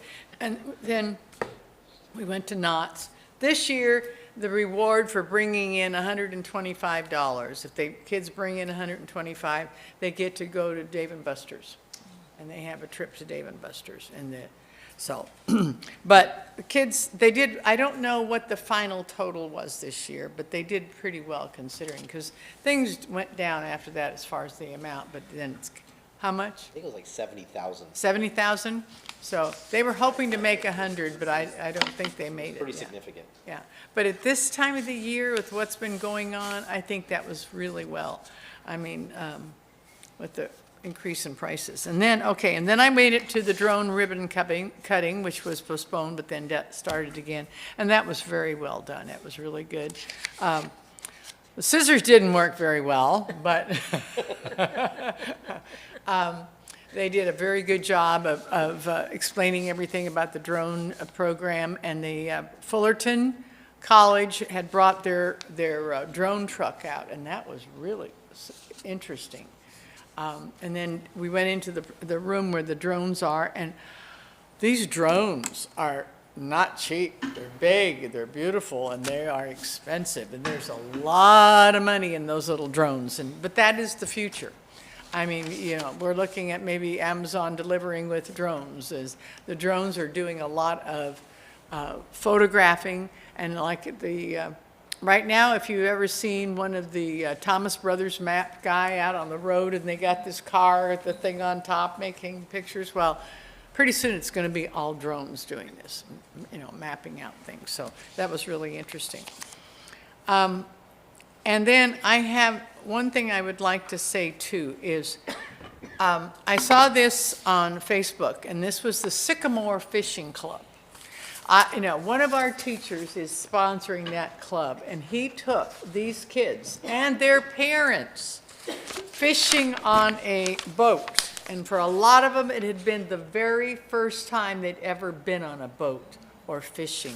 And it was just phenomenal. And then they, cleaned them, but these kids were out around the lake, and they also went around some lake and fishing. But it just goes to show what some of our teachers really put out extra effort and do some great things with these kids.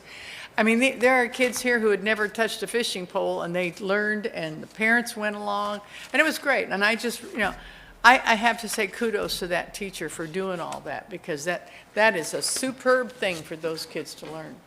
So, and then, Al, 9 years of working with you. It's been fun, okay? It's been, I didn't believe it was 9 years. Where did the time go? Well, then part of it, though, your daughter was little, and now she's, in junior high, or is she even in high school now? She's 6th grade, so. What is she? 6th grade. 6th grade. Well, she was at Dale's thing. I thought she was junior high already. No. Oh, okay. Looks like she's a junior high. She's beautiful. She's gorgeous, yeah, and really smart young lady. Well, anyway, good luck. I do know I'm going to see you, I'm sure, So you're not leaving. You're just changing position. You'll be sitting out in the audience. So, but congratulations on good 9 years of service. You put a lot of energy and a lot of thought and sincerity and commitment. So, and I applaud you for that, because you really dove into it and did a lot for your area. So. That's it. I'm done. Unless I can remember something else, and then I'll remember it afterwards. My short-term memory is pretty bad. No. Ms. Randall Trejo. Okay, so I did as well attend the Loera Ball No Crop AUHSD ribbon cutting, drone tech pathway ribbon cutting, and that was really just amazing to see the kids. They couldn't wait to get back in that room. You know, they didn't care what we were saying. They just wanted to get back into the room, but they all really are appreciative.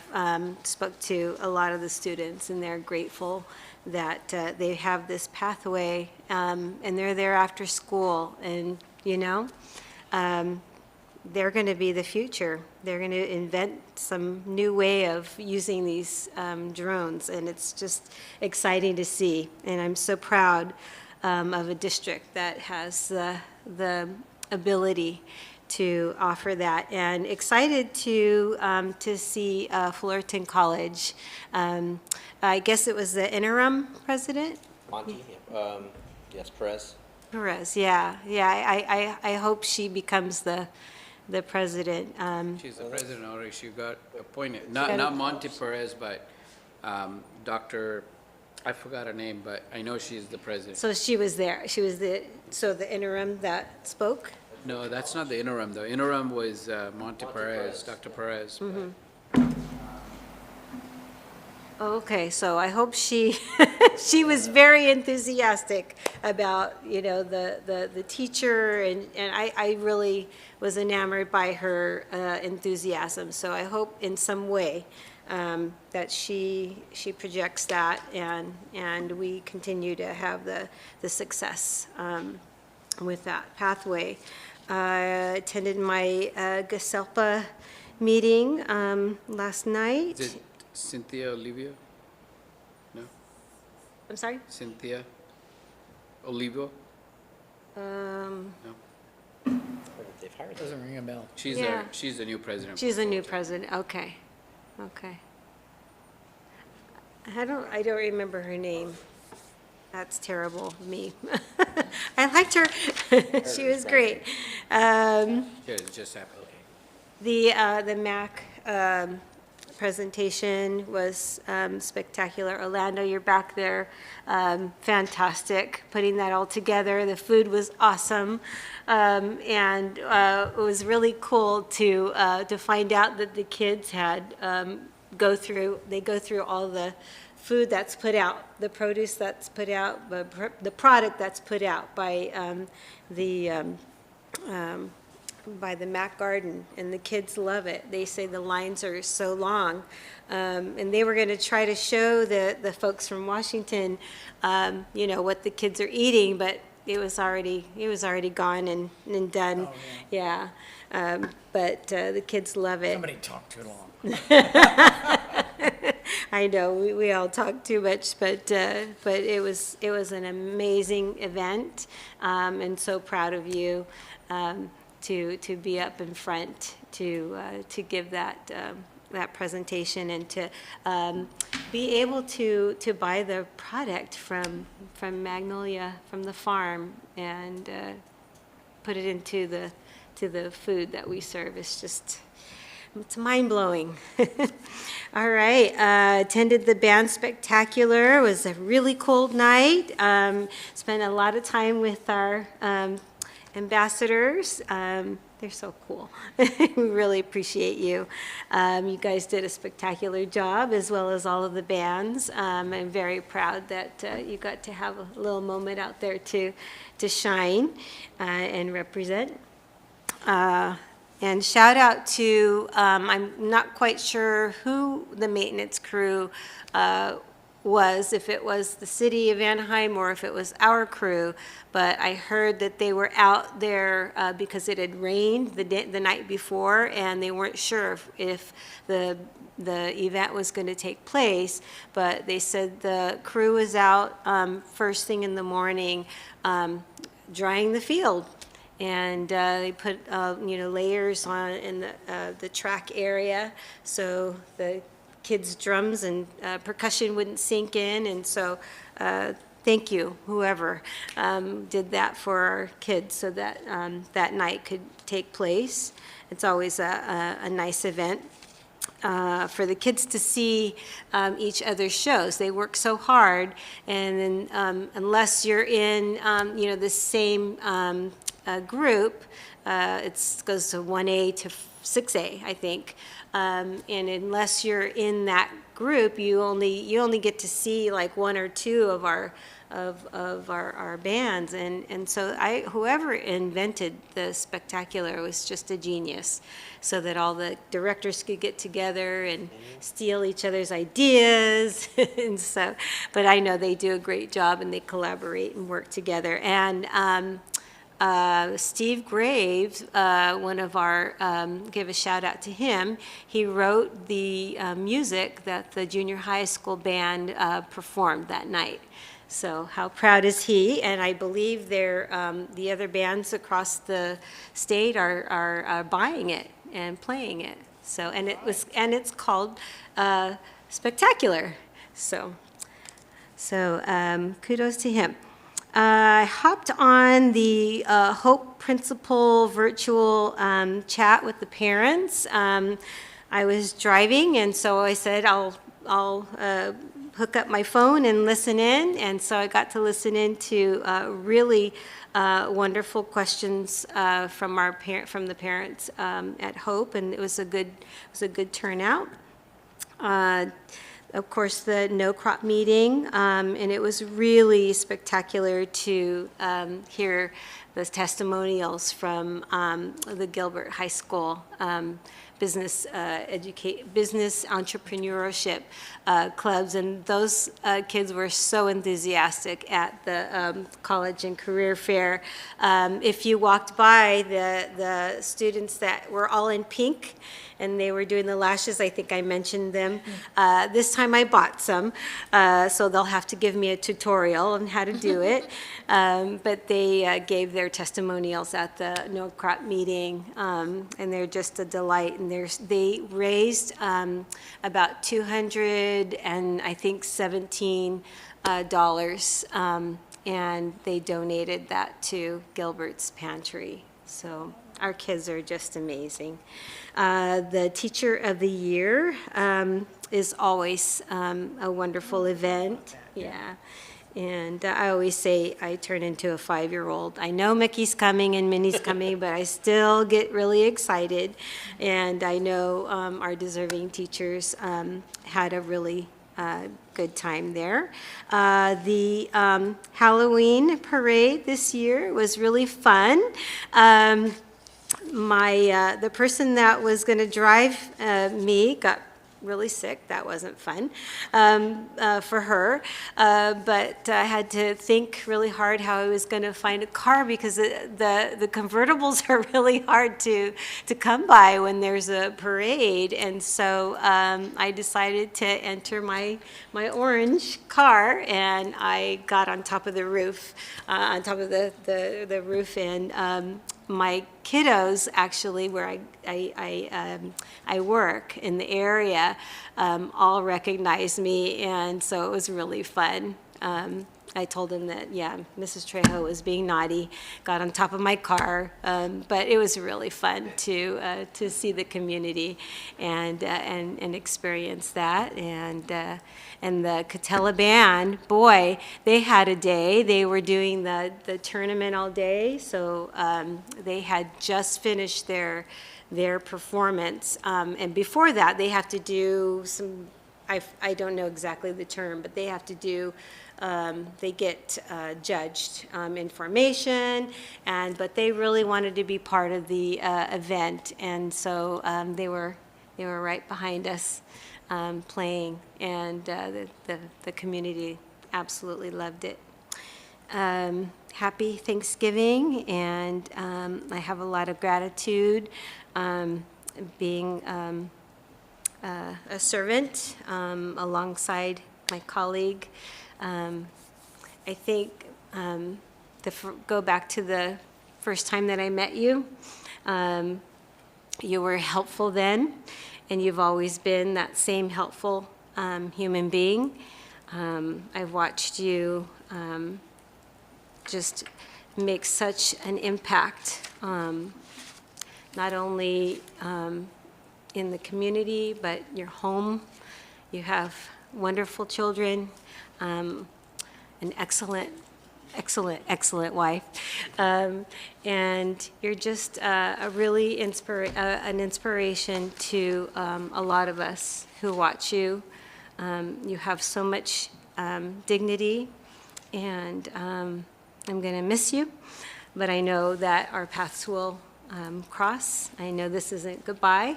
This is see you later.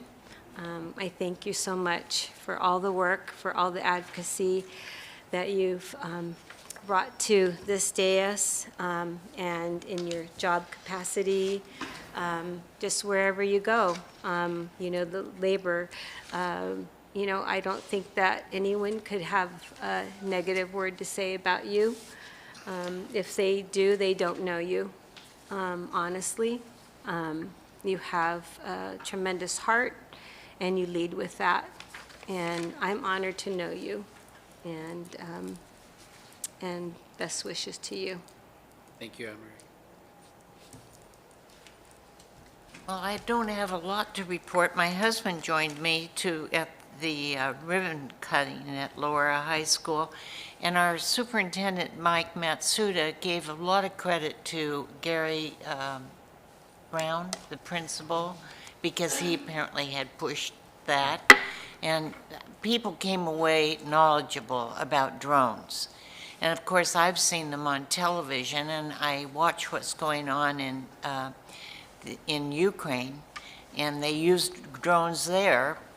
And so putting all the things together, that what drones are doing now and what they will be doing, is just going to change the interdependence of different communities and the way our lives go. And some of it's scary, and some of it is, well, it's here, and we just need to understand it.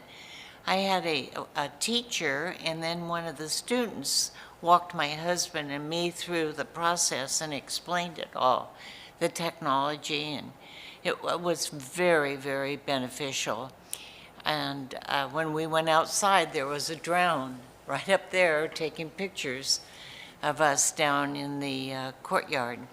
So I was very appreciative of that. And I don't like goodbyes.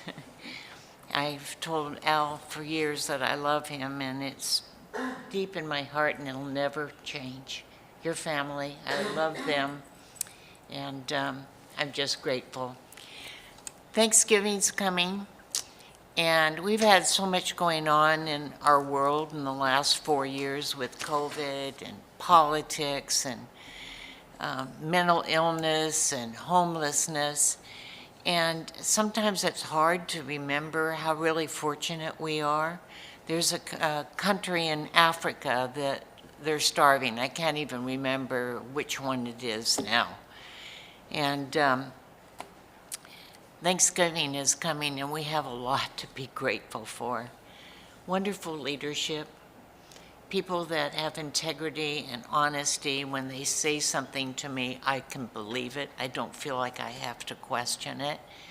And people in the community that come and share your concerns and your desires and your love.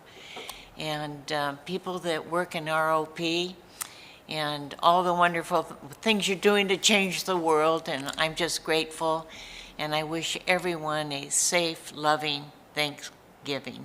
And I don't use the word goodbye. Thank you, Kathy. And I understand that Mr. O'Neill wants to make a... Yes, I have the board report for Mr. O'Neill. So Mr. O'Neill wanted me to say, Al, thank you, Al, for your devotion to your board position. You have made a difference as a trustee, and I salute you for your dedication to improving the education of our students. I look forward to hearing from you in the future. That's Brian.